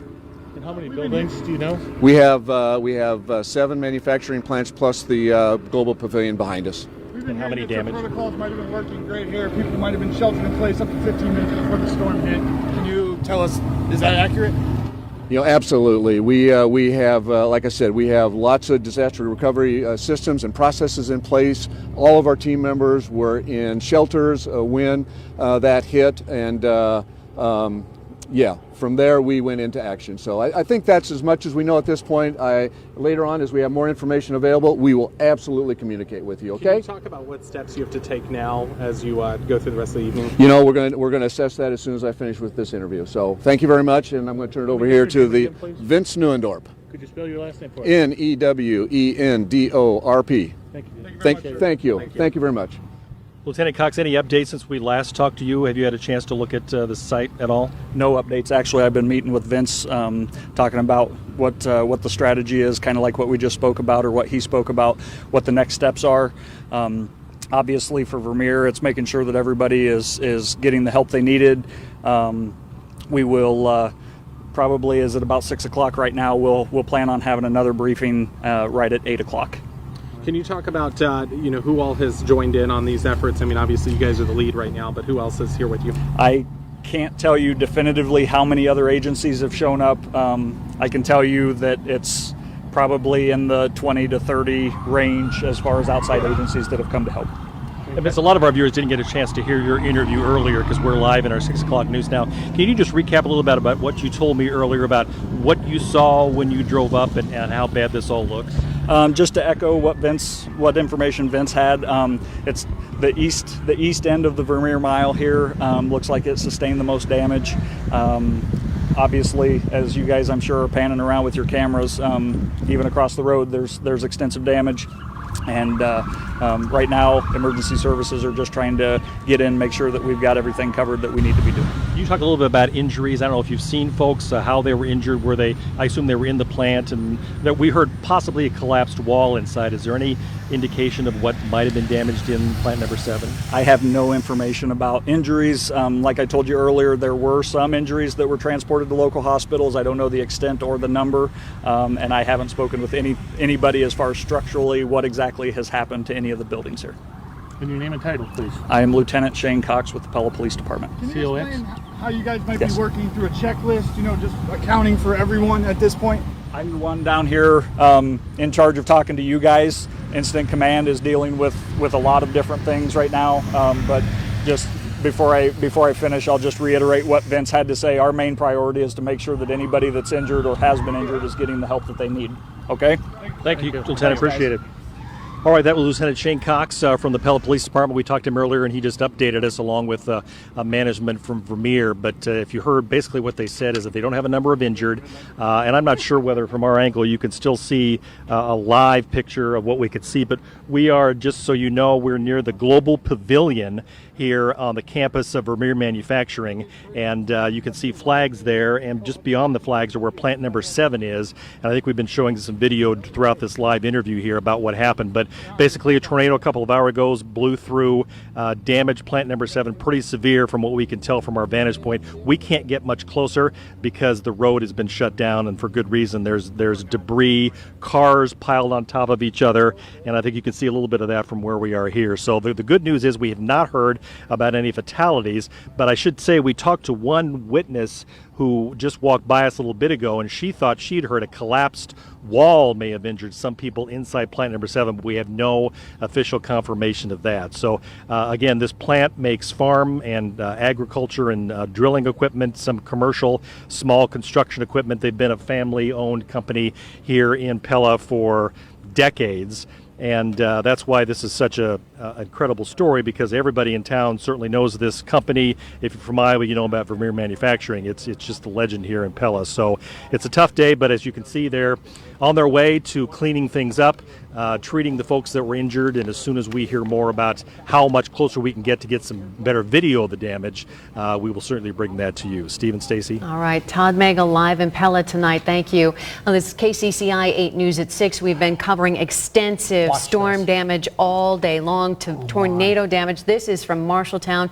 You'll see the moment that the spire was knocked off that beautiful, historic courthouse, which is in the heart of downtown Marshalltown. And then it continued to move on to the east through a very heavily populated downtown area out to the Lennox plant on the east side of town, which is about a mile from the downtown area or so, maybe more.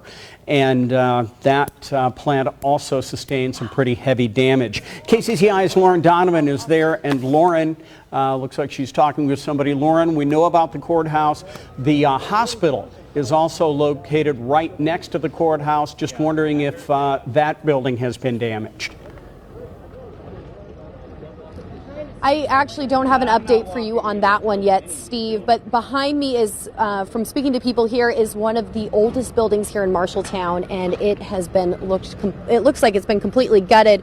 What you would see, an open side dollhouse over here. This gentleman says that's 1860. This is what originally a bank building here in Marshalltown. One of our original buildings here on Main Street. It's destroyed. How does it make you feel to see it like this? Well, it's pretty sad. It's pretty sad. I know a lot of business owners here on Main Street. The bike shop lost their 3rd floor. You know, we had this big art festival coming up on Saturday. It's a disaster. It's an absolute disaster. Well, we're sorry for you and everybody here.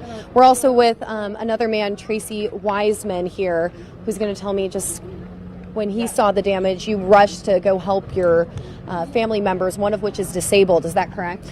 Yes, ma'am, it is correct. As I left work, I started noticing the dark clouds moving in, and it started hovering over Main Street.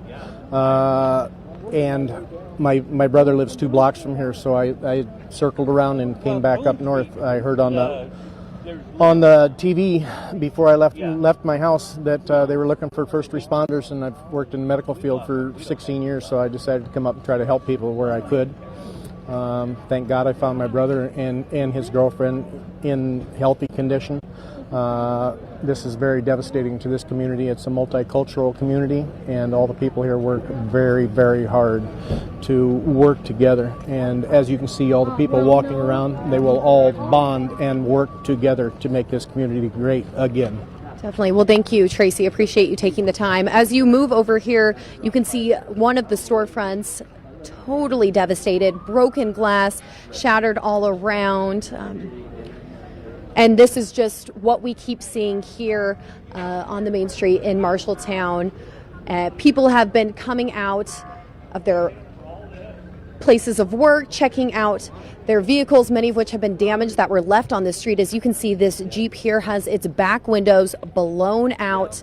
We don't know yet what is going on with the Marshalltown Hospital, but that's what we need to check in on next. So we will keep giving you live updates from here, but as we keep understanding more and more about the devastation, it's hard to take in. Any questions back in the studio? Lauren, we can see that you're in that block just east of the courthouse there. There is the courthouse, which has sustained heavy damage. That courthouse built in 1886. Wondering how far the damage goes that you can see. I'm just kind of curious how long maybe that tornado was on the ground. Oh, yeah. Yes, we did. There is, Steve, absolutely nothing that I can see that has not been hit right now. And it's terrifying to see this and to see the reaction on everybody's faces here, many of which who have lived through this. And I know Curtis was saying earlier, nobody was expecting this. And there's not one single block that has not been hit with rubble, shattered glass, or buildings that have been destroyed. They're telling us now that we need to move away from the buildings because they're afraid they're going to come down, Stacy. Sorry to cut you off there. No, that's quite all right. We want you to keep us updated and stay safe at the same time. We also see, although we see a vehicle driving there, by and large, the vehicle traffic to this area has been shut down. Most folks are coming here to check things out on foot. You had to park blocks away in order to reach this area. Tell us about your drive through town to get here. Well, the drive was very difficult. After we left the storm coverage in Bondurant, we drove up here and we were immediately hit with a huge influx of traffic that's over here past my right shoulder. But we're in that area of downtown, as you said, Stacey, that's limited to cars at this moment.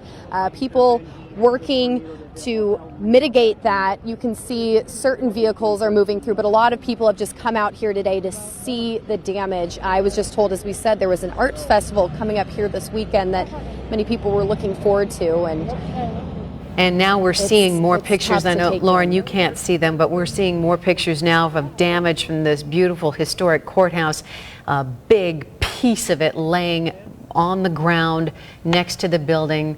Another victim of the big, strong tornado that blew through that downtown area. Oh, my goodness. Yeah. Once again, building constructed in 1886, put on the historic register in 1972.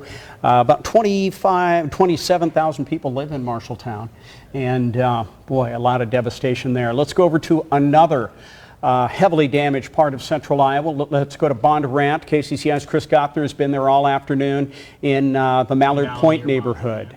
We're taking a look at some funnel cloud video here.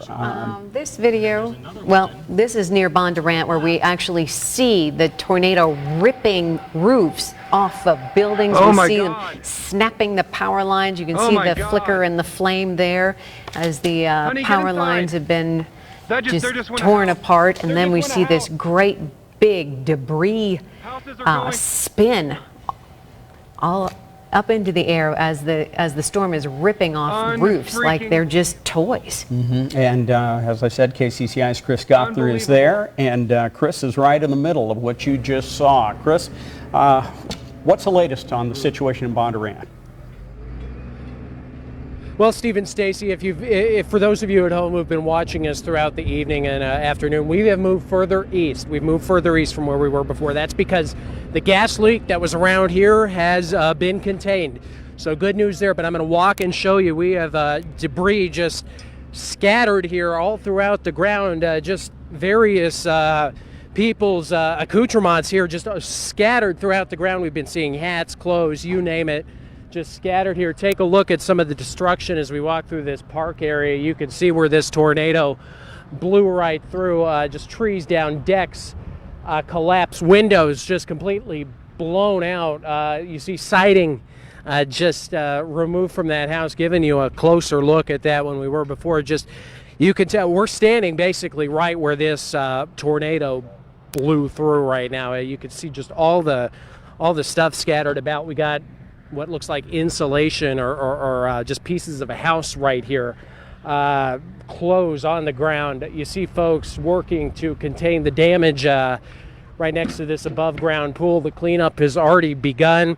Again, just to update you, for those of you who are just tuning in maybe right now, we have heard from authorities here, Polk County deputies and others here, that there have been no injuries that they know of in the Bondurant area, which is really something when you consider just all of the destruction here and what could have happened. I mean, especially considering, as everybody's been saying, this really took everybody by surprise. And we talked to neighbors earlier who were out just driving when this came through, and they had to try to, they said they were trying to outrun this thing. I mean, it was scary for people, and just fortunate that everybody's safe.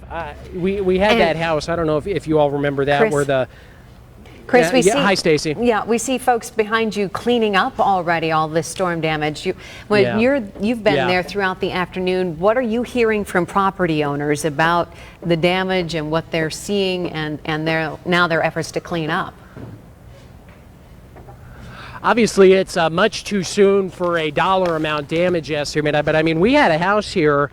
If you remember the video from earlier, we had a house here where the entire second story blew off. It was a two-story house. It's now a one-story house. Obviously, tremendously significant damage. I mean, we're not seeing in this part as we move further east the kind of roof damage, but you look at all the decks that have been blown off here. I mean, this is not going to be a cheap repair for folks. I mean, you can see they're starting now. They're getting started on this. What's going to be a long repair process, I can only assume. Stacy, Steve? Chris Gossner live in Bondurant. Thank you, Chris. And we want to get back to Curtis now. Curtis, very interesting day. You rushed in today because once you saw the sunshine and the moist atmosphere out there, the instability of that atmosphere, you raced right in. We have damage from Blairsburg way up north to Marshalltown to Bondurant down to Pella. And very unusual day here in Central Iowa. It was. When we had that area of low pressure moving over the top of us, anytime you have that, you know you got a lot of spin in the atmosphere. What a lot of folks were speculating is maybe the morning rain and the cloud cover would kind of suppress our risk for severe storms today. Once I saw the sun came out, I came right into work and I expected some tremendous development east of I-35. And that's where most of it happened, but there was activity to the west also. Just look on my bar on top, Super Doppler 8, 215. Watch how quickly this storm develops over Bondurant. Look, that is not an impressive radar signature. And then right there, bang. That's the storm that produced the tornado in Bondurant. Then it moved over Colfax. This is all the same storm. That's our velocity scope. I'll get to that in a second. It moved over Colfax, and then you see Monroe. Watch what happens as it heads towards Monroe. There's your classic hook echo. We're on the air during all this, and then it comes down towards Pella, and I knew this is going to be close for most of Pella. Obviously, it hit Vermeer, but it stayed generally away from the downtown section of Pella. Moved right on through there, and then tremendous damage along 163. We had debris lofted in the air from the Vermeer plant moving down 163, and then along 163 some farmsteads hit. Look at the time. I'm just going to back up a bit. 4:11ish Pella. I'm sure it could be a little off by a few minutes. Then go to the north. We were very busy with the storm up in Marshalltown. Watch this storm. Zeering, I noticed something there, not much. Then I'm like, well, a funnel cloud northwest of Clemens, what should we watch? Storm ingests the other storm, heads towards Marshalltown. Big concern here as it moved just to the northwest of Marshalltown. And then your classic hook echo as it moved right over Marshalltown there. Good news is the tornado watch has expired. Most of the warnings have moved well out of the viewing area. There are all your reports of tornadic cells today starting west of I-35 and then moving to the east. The National Weather Service will send out storm survey teams. I hate to speculate, but I think a couple of these storms easily EF2, if not stronger, but that'll be up to them to decide. It's all based on what type of damage was done. But obviously, tremendous amount of damage. Just giving you a forecast here. I know you've been sitting through the storm coverage, but just some wraparound showers tomorrow, and then it looks to be quiet right into the weekend. I think Friday, maybe a shower at best. Overall, there looks to be like some very big improvement. Here's tomorrow's forecast. Mostly sunny, Metro 84. Still some thunderstorms northeastern Iowa, non-severe. And if you like great weather, I like this 8-day forecast better than most anybody right now. Temperatures in the 80s, very quiet, very tranquil. It'll give folks a lot of time to clean after these very powerful, and as we mentioned on air, as these storms were headed towards Marshalltown, catastrophic damage. We just could look at that radar signature and just see that Marshalltown was going to have a direct hit. And also when we were watching the storm head into Pella, it was obvious that there was going to be damage in the Pella area. next chance of widespread rains may be holding off until a week from Friday. All right, thank you, Curtis. And as Curtis mentioned, catastrophic damage in the town, in the community of Marshalltown. KCCI's Lauren Donovan is there. Lauren, what's your update? We have some important information. I just spoke to a law enforcement officer about what is going on, and so I want to update everybody in the area and anybody coming to the area with it. So what we know now is over to the right, the storm moved through 13th Street and Summit until it blew through here in the downtown. It first hit an apartment complex and ran past the VA hospital.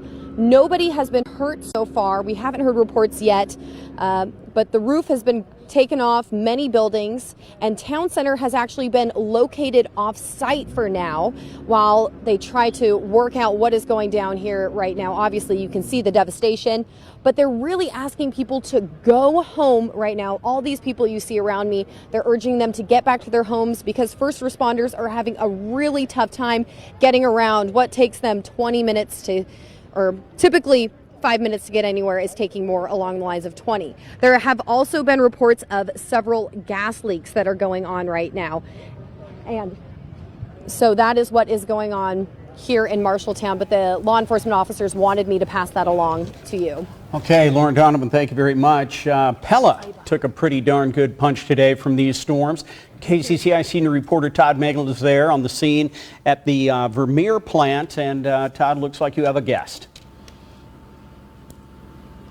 We do. Meteorologist Jason Sadeko from KCCI was actually chasing this very tornado and arrived on the scene just a couple of minutes after it hit. Jason, tell us what you were doing and what you saw when you got here. So originally I was chasing the storm up by Bondurant, and that kind of started to rope out, as we call it. It kind of weakens. So I dropped down to this storm, and it just, the more you looked at it on a radar, the more intense it got.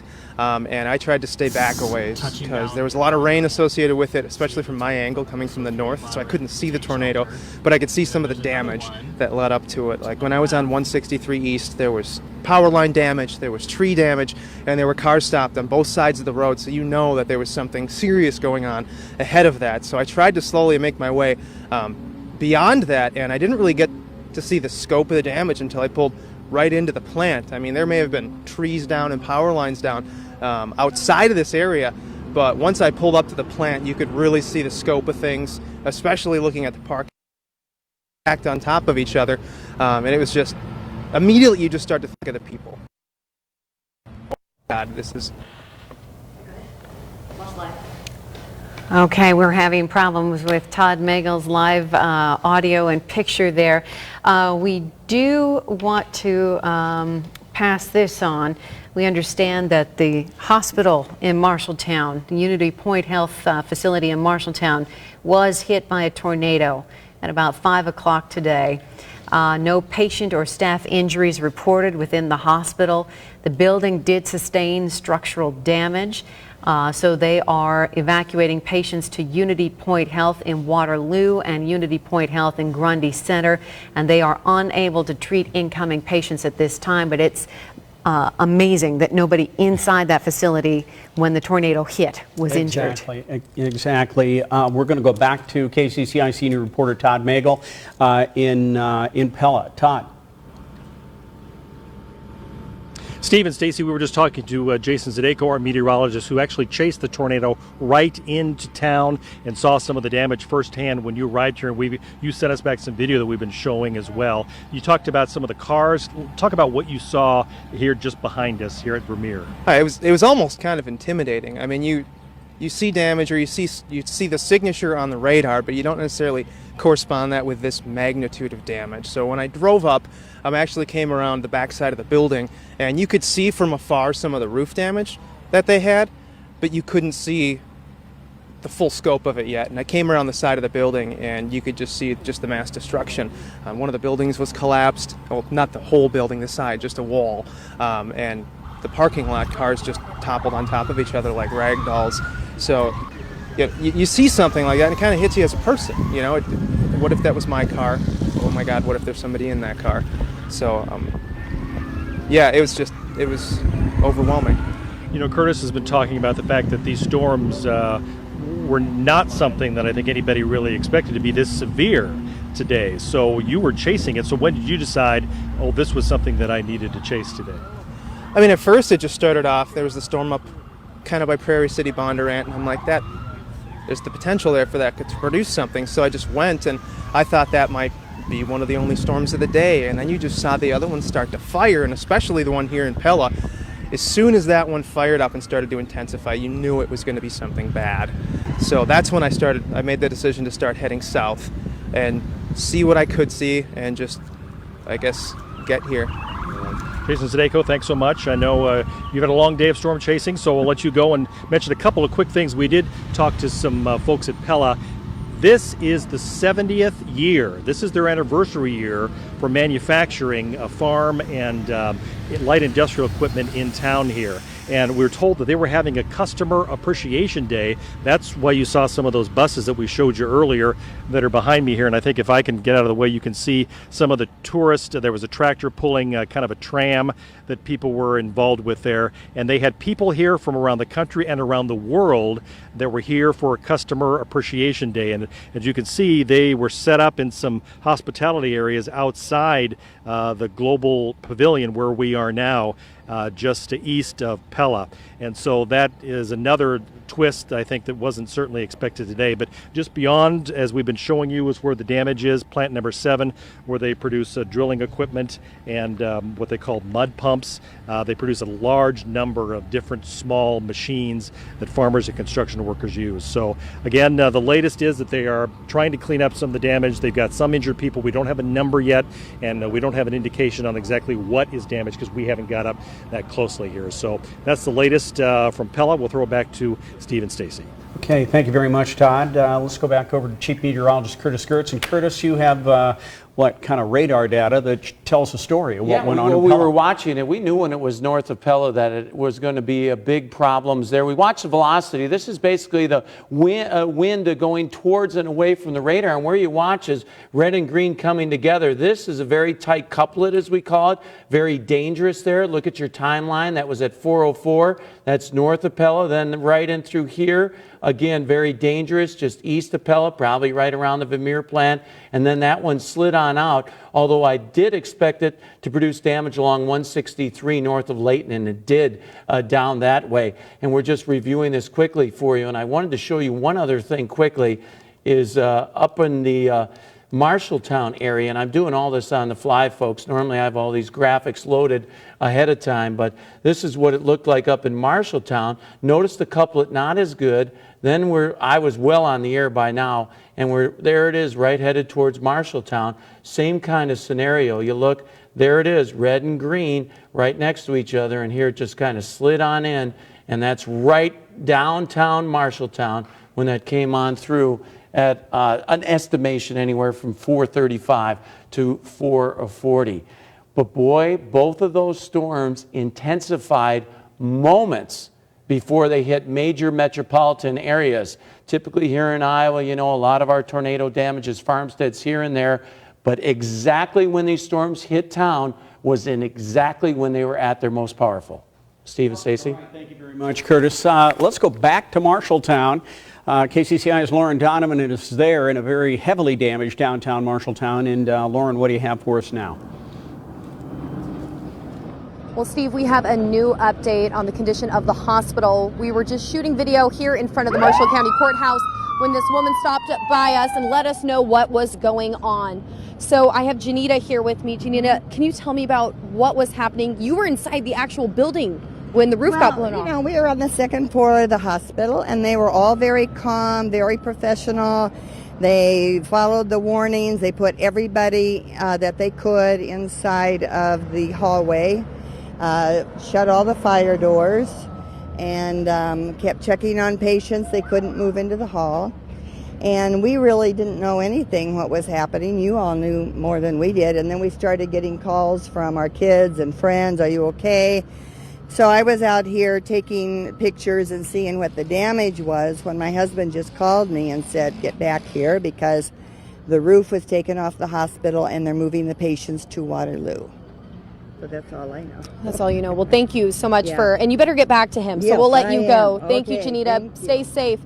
Also, while we have you guys live here, I want you to take, we'll zoom in to the spire from the Marshall County Courthouse that is collapsed right there on the left-hand side of it. People are throwing bits and pieces of trees and rubble into a pile around that, but it's definitely sad to see such a beautiful historic icon just toppled over like this. Any other questions you guys have back there in the studio, Steve and Stacy?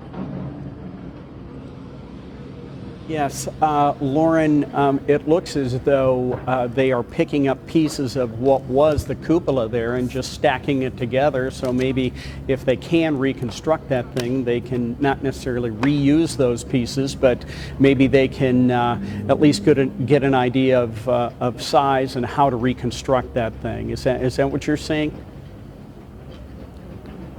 Yes, you can at least see the bare bones of it. And get an idea. But the rest of the courthouse, I believe they're Corinthian style columns, they seem to be fine. The stone, the masonry looks like it's held up well, except for a little bit here in the front. You can see people lined up. Chunks of stone have been toppled. I think that's going to be more of the difficulty there. But wow, what a beautiful piece of Iowa history devastated by this.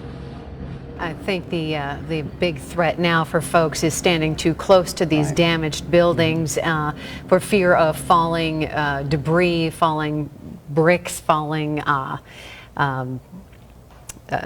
blocks, such things like that. We do have some pictures too to show you of the storm as it moves through Marshalltown and all of the damage that it has created in its path. We've got a couple of pictures here. This is the Bondurant area, and you see two funnels. They're developing very, very photogenic, as Curtis said today. That's right. Curtis said all of these storms spun up very, very quickly, intensified very, very quickly. Here's the big one out of Bondurant. This one taken from, I believe it's East 64th, and you can see it hitting that neighborhood. Watch it hit a couple of houses, and then it just goes right down the street, tears out electrical lines and transformers, and then moves into another portion of the neighborhood, creates a huge debris cloud there. All kinds of construction material flying into the air as those homes in Bondurant were hit this afternoon. And the next video here, this is outside the Vermeer plant in Pella. This truck, it looks like one of many in the parking lot after the tornado hit the building there. We understand that plant number 7 at the Vermeer facility was the most heavily damaged. In fact, they said the east half of the campus was hit the hardest. You see all of the flags there just ripped to shreds as the tornado moved through. Vehicles in the parking lot stacked on top of each other, and heavy metal is just draped over these vehicles as it was peeled off the roof and the sides of the plants. We did see an exterior wall collapsed or was peeled off of the building. Right there, you see right into the building there. Firefighters, EMS went building to building, room to room to make sure there were no people trapped inside that building. We understand that at the time the storm hit, we were between the first shift and the second shift, so there weren't as many people there as could have been should this storm have hit on either side of the shift change. Okay, now we're going to go way up north into Hamilton County. This is Blairsburg, a tiny farming town of about 210 people in the area of Highway 69 and Highway 20 up there just east of Webster City. And this is a pretty good look at a very well-defined funnel cloud there, tornado that's hitting the ground. You can see the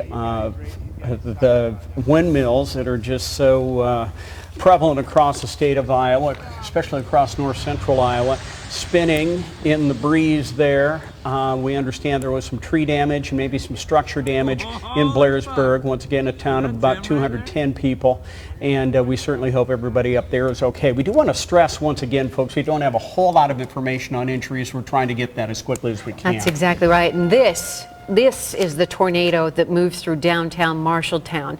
Curtis told us earlier today this storm had the potential to create catastrophic damage. And as we've seen from our live pictures and live reports from Marshalltown, it has certainly created that kind of damage. And you look at that thing, it is just a sinister looking storm. Here it is, putting a direct hit on the Marshall County Courthouse, structure built in 1886. Beautiful old building, put on the National Historic Register in 1972. KCCI's Lauren Donovan and Glenn Bierman are in downtown Marshalltown right now, and they have shown us pictures like this, video like this. Here's a piece of the courthouse right there. We did see just a little bit earlier the cupola and volunteers down there. You can see it's totally knocked off the building, the cupola, and they are now stacking up pieces of that. One wonders what is going to happen to that beautiful old building. That's right. KCCI's Lauren Donovan is live in downtown Marshalltown with the latest for us. Lauren? Wow.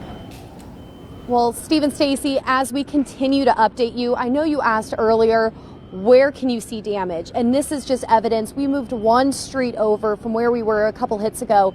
Damage is everywhere. Right now, I'm on 1st and Main Street, and you can see bits and pieces. I'm not even sure of what this is in front of me, but as you look also to the ground, I want to reiterate all the broken glass and debris out here. And I know, Stacy, you especially expressed earlier concern for these buildings falling over after they sustained already some of this damage. And from speaking to law enforcement officers here on the ground in Marshalltown, they were telling me they really want to encourage anyone in this area, all these people you see on the streets right now, they're pressing them to get back home, because for first responders, what usually takes 5 minutes to get downtown is taking more along the lines now of 20. I know the damage is captivating. People want to go get images, but they're trying to do their job. We'll take you down this way, more towards where another building has been completely destroyed. Photographer Glenn Bierman, will you come with me this way? We're going to take you down this street. But damage to the cars over here on the left, and I'm not exactly sure what is here at the end of this street, but I'm trying to understand it right now, so we want to figure it out, and we're going to take you with us as we take a look. But it looks maybe a car or the top of a building has come down. I don't know, back in the studio, if you have any sort of idea of what this could be. I'm taking it in the first time, just as you are.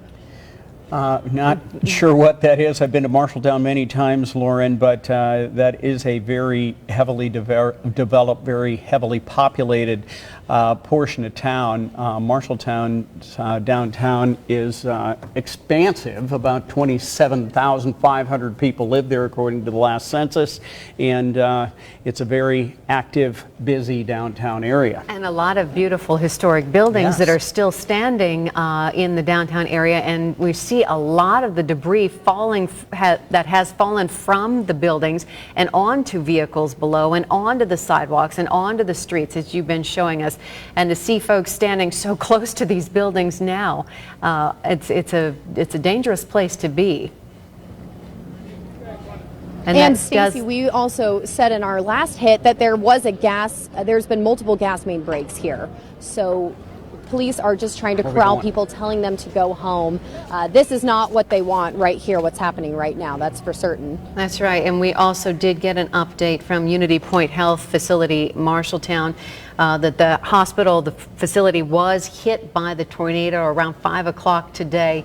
No patient or staff injuries reported within the hospital, but the building did sustain severe structural damage, and they are evacuating patients and moving them to Unity Point Health Waterloo and Unity Point Health Grundy Center. They are not taking any more patients at this time, and I guess what we're seeing right there is looks like the facade of the building has collapsed onto a vehicle perhaps below.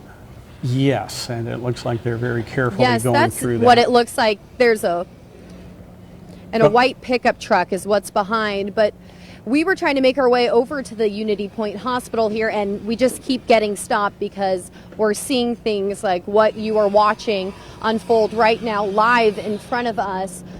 Difficult to manage this traffic right now, and cars you can hear the glass crack underneath their wheels and the broken wood, all these things. So it's quite difficult. So now we can see, I think you can get a better idea. There is a red car underneath this. Oh, wow. Okay. Well, Let's hope for the Yes. best. Yeah. And multiple storefronts here have just been blown out.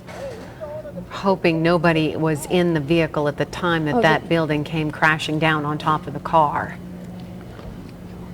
All right, KCCI's Lauren Yes, Donovan. I hope so as well. I think, yeah. In Marshalltown for us. Thank you very much, Lauren. We'll get back to you in just a little bit.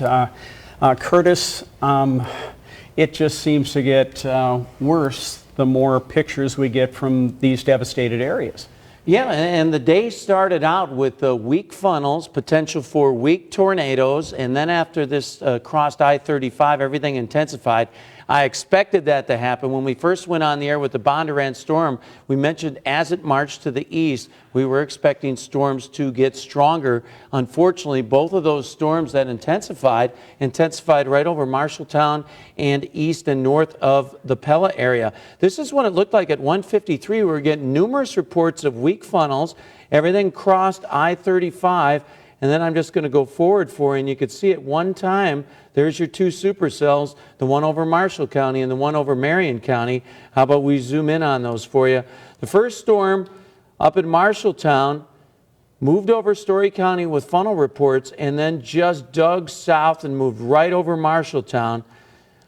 We saw this storm coming. Matter of fact, if I click over on velocity, what we look at, it was just amazing what was happening with this storm as it moved on through. It just tightened up right when it got to Marshall. See the spin, the green and the red spin? You see that? That just sliced right into Marshalltown right there. Right before town, it intensified dramatically and was at its strongest right when it hit Marshalltown. And then it moved off to the east, and there were still reports of funnels, LeGrand and Montour. Almost the same scenario for Pella, although this one we were watching for a longer time. This cell started over around Bondurant, was headed towards Newton, and then it just dug south and slid over towards the Monroe area. And there's the red and green as we watch for the velocity signature. And then it slid towards Pella. See those bright reds and greens? That's all the intensity. Look what happened again. At its strongest, just as it headed towards a major area and then slid to the south there. So these storms producing two supercells today and causing so much damage out there. I'm just going to show you what the picture looks like. This is what you're used to seeing. And as it moved through Bondurant, how about we zoom in just enough to show you the Bondurant area. Just the north side of Bondurant. Look what happened. Stronger by Colfax. And then this is when it really started to look really nasty, was when it was over towards Monroe. And we were talking on the air, it's like, Pella, take cover, especially north and east side of town. And then here it came through Pella. Almost the same scenario, but a different look in Marshalltown. The storm west of Marshalltown did not look as impressive initially, but we were getting numerous reports of funnel clouds. Had Zach Sharp from the Iowa Storm Chasing Network on it. And boy, once I saw this storm turn due south towards Marshalltown, that's when we were on the air saying catastrophic damage potential for Marshalltown, and then it moved through there. Now we take you to a live picture on radar, and it is quiet across the state right now. One cell moving out of extreme southeastern Iowa with a tornado warning in northeastern Missouri, but all quiet now after a very impactful day across the state. Just going to backtrack for you. Had a tornado 6 miles north of Ottumwa.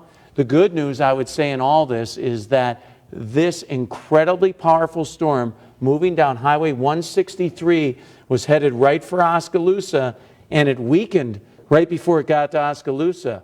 There'll be some damage on 163, I'm sure of it, because as it was moving over 163, our Doppler indicated debris signature, lofted debris, widespread damage from Vermeer probably getting lofted downstream, but also farmsteads hit on 163 just by what I was seeing on radar. I'm just kind of taking things backwards.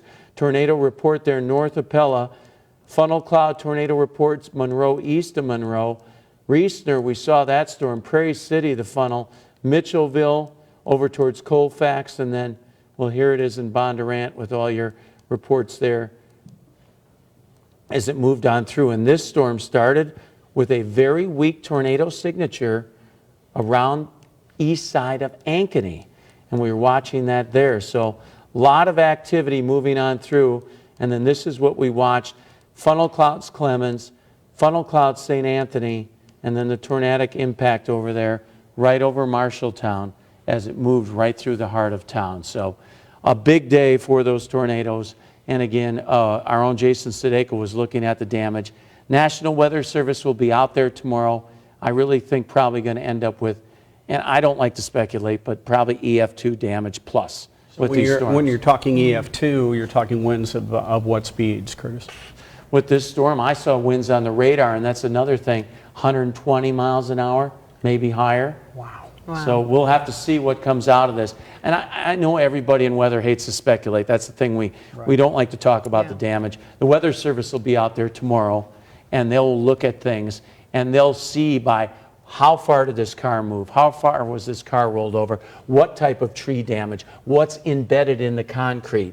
They'll be able to see all that. So I'm just speculating there. So they'll have a better look tomorrow. And to see it hit 3 population centers, at least 3. Right, the one in Bondurant, that developed quickly. The other 2 actually were at their strongest right when they moved into town. I mean, we were watching them, and the storm in Marshalltown intensified right before it got to Marshalltown. And the storm in Pella, it was already strong. That one was already very strong. But then it intensified even more as it moved north and east of Pella. So, no, we got a lot of ground here in Iowa that does not have population centers, and many times that where the tornadoes hit. Unfortunately, today the tornadoes were at their strongest right when they were over centers of population. Yeah.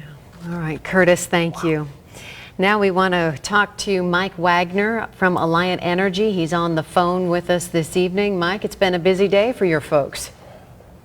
It has been a busy day. We've got crews out in numerous communities across Iowa right now, assessing the damage that these storms brought. A lot of the work that we're doing right now is what we would call make safe work. We've got down lines in a number of areas. We also have ruptured gas lines that are blowing natural gas. And our efforts right now are focused on making these areas as safe as possible, and that's de-energizing the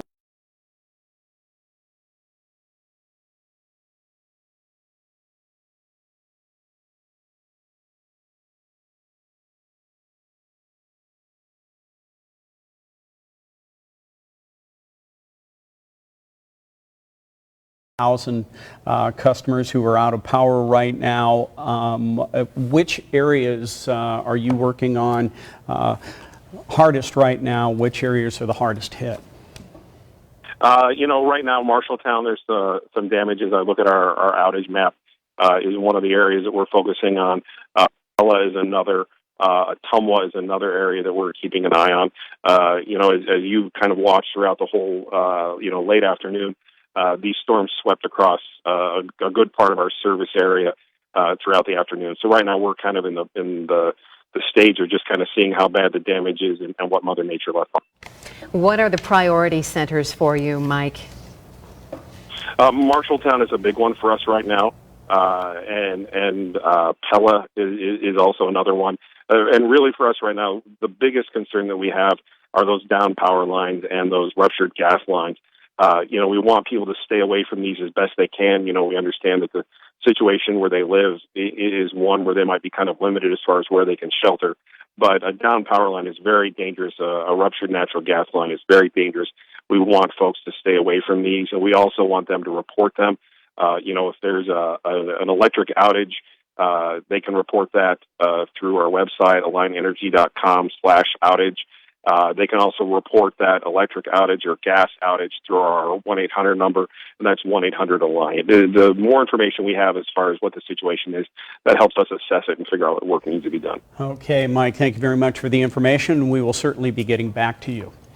And now we want to check in with KCCI reporter Chris Gothner. He's been in Bondurant covering the tornado damage there all afternoon. Chris, what are you seeing now?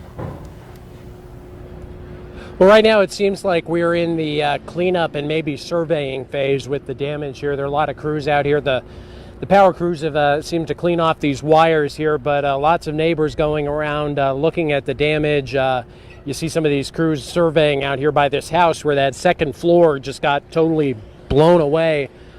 It was a two-floor house. Now it is a one-floor house. You see some repair companies look like already coming through here. Neighbors are getting let through here on the road to be allowed to come in and check on their houses. Again, this damage is not overly widespread. There's not a huge field of destruction, but where this storm did come through, it's pretty bad. It's pretty bad. There's you can see right there. It's not good. But yeah, that's where we're at right now. We are hearing from Mid-American Energy that there are about 856 people without power here in Bondurant right now. Just a number of power outages throughout the metro. But Steve, Stacy, that's where we're at right now.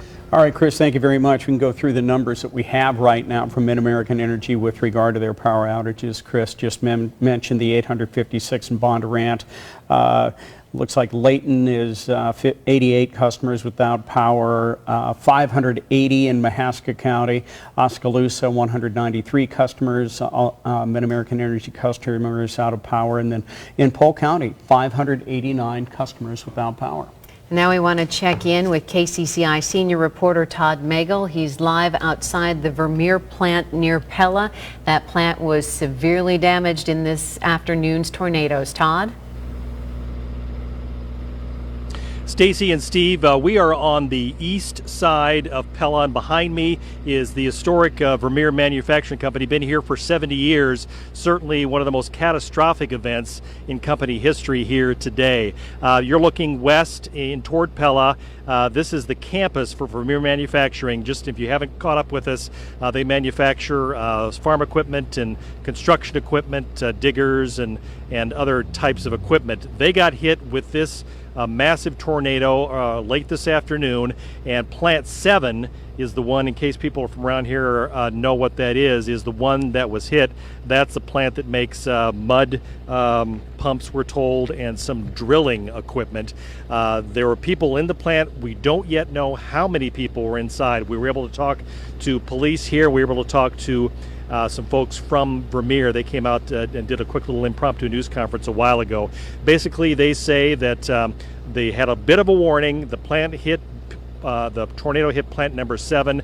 We've heard from one witness that a wall may have collapsed, and they did go in and found some injured people. We just don't know the number of injured people. There were many ambulances and police cars when we first got here, but we are back about a block from the actual damage, so we haven't been able to see up close and personal yet, but we do have plenty of video that we've been showing all night from people who drove by when this happened, and from our storm chaser Jason Zadeko, who was actually chasing the storm and ended up here shortly after the tornado hit, and was able to get pictures of cars that were piled on top of each other in the parking lot. Since we've been standing here, cars have been driving out covered. They look almost tarred and feathered with insulation and broken glass, and those are the cars that were able to drive. There are many cars in there that are piled like toys on top of each other in the parking lot just outside plant number 7 here at Vermeer Manufacturing. This is, I mentioned, a 70-year-old company. This is their 70th year of manufacturing here. It's been family-owned. Third generation is running it now, and we were told they had a special day today. It was a day of celebration, and they invited customers to come from around the country and around the world that were actually here on the campus celebrating when that tornado hit. We don't know if they were injured.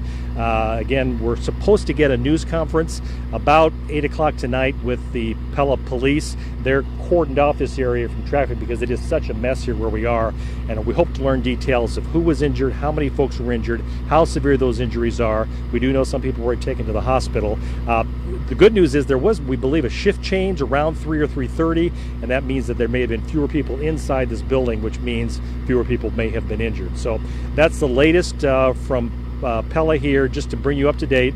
The road is blocked off. You can't get through. They're still searching inside for damage and for victims.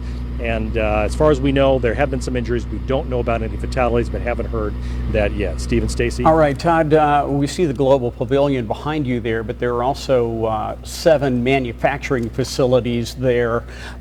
Just curious if the entire complex is shut down. It's a mile-long complex there on the east side of Pella. It is shut down now. In fact, the main building is the Plant 7, which is near the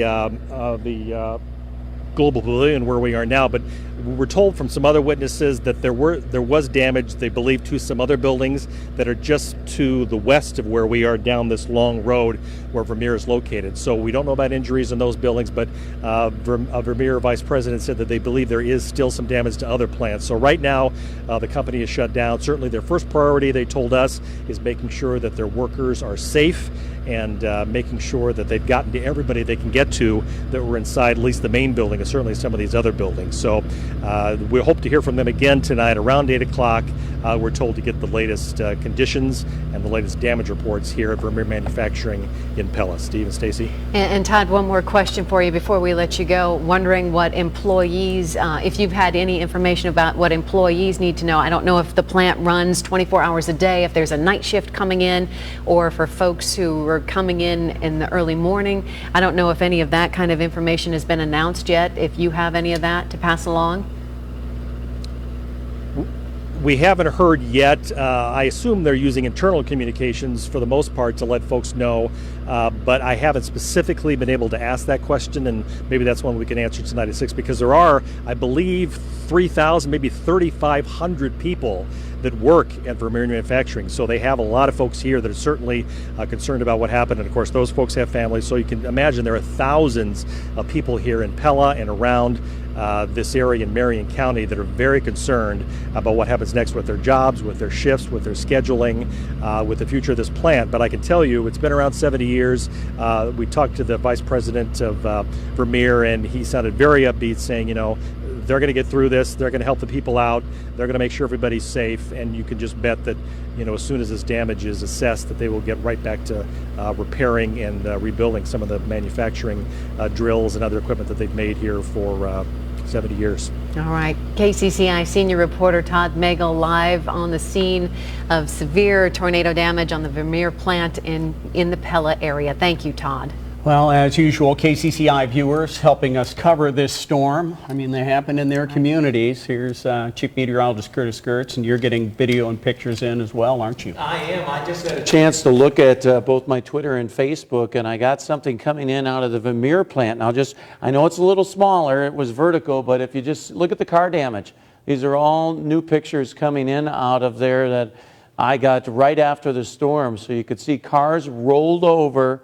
Tremendous damage here. Again, the National Weather Service will be sending out storm teams tomorrow to assess this.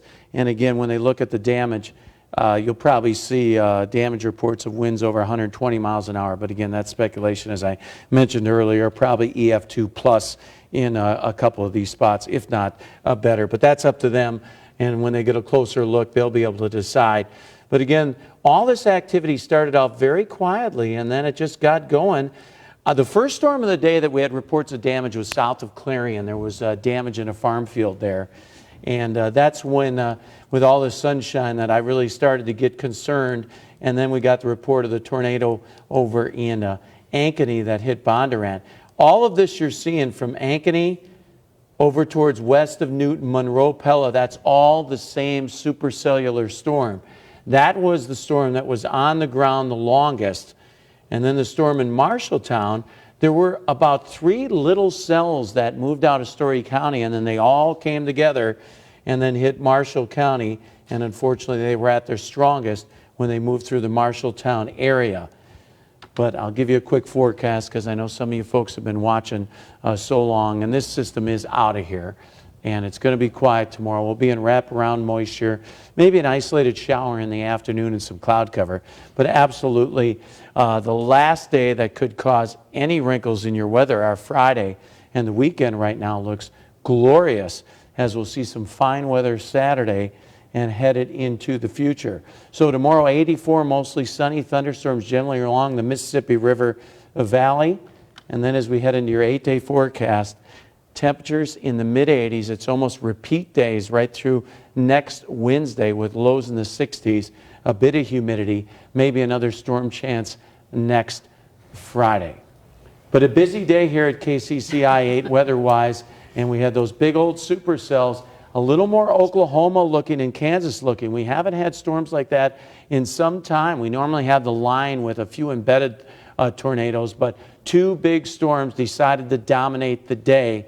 And unfortunately, both of those two big storms hit big cities, that being Marshalltown and Pella.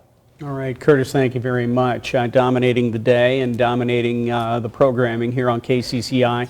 We know that a lot of you were tuning in for your favorite shows, but you know, people's safety is at stake here, so we're going to stay on the air as long as we need to. That's right, and right now we want to check in with KCCI's Max Deeknight. He is live in the Pella area showing us and covering some of the storm damage. I think we've got Max on the phone. Max, where are you exactly? Stacey, we're just southeast of the Van Meer plant where you just saw Todd a minute ago. Curtis mentioned it's been a busy day at KCCI. It's going to be a busy night here in Pella. We were just at Denise Van Wyck's farm. We're off of 250th Avenue. She's on the east side of 250th, just south of East Vermeer Road. And, you know, it's unbelievable how much damage they had, but yet barely any damage to their home. They've lived here. She's lived here for 40 years. Said her husband grew up here, his great-grandparents. Built this home and settled here in Pella 150 years ago. And this tornado tore through the Vermeer plant and actually threw some of the roof over onto their cornfield. So I don't know if you're seeing those pictures, but they're literally part of the Vermeer roof is on their property in their cornfield. They lost a lot of corn. They lost a barn. They actually have, she says, between 150 and 200 cattle. All the cattle are okay. Her family's okay, but it's just unbelievable looking at this damage. And just looking outside of our window here in our KCCI truck right now off 250th Avenue here in Pella, just southeast of the Vermeer plant, we're watching the Pella Public Works Department, several trucks here. There's a down power line, several homes without power. There was a post that we were literally just looking at, and photojournalist Billy Storm pointed out that there was about a third of the post left from what was a power line, completely snapped in half. And while we're sitting here, they picked it up out of the ground and threw it in the back of a truck. Just to give you an idea how much damage there is, there's no salvaging some of these things. It's just what was here is now gone. The cornfield's completely wiped out for about, looks like 20 or 30 yards off into the distance. We're about a quarter mile southeast of the Vermeer plant, and clear from here to the plant, we can see parts of the roof, not only from this farm, but what appears to be part of the Vermeer plant's roof. We see insulation all over the place. It seems as if there's some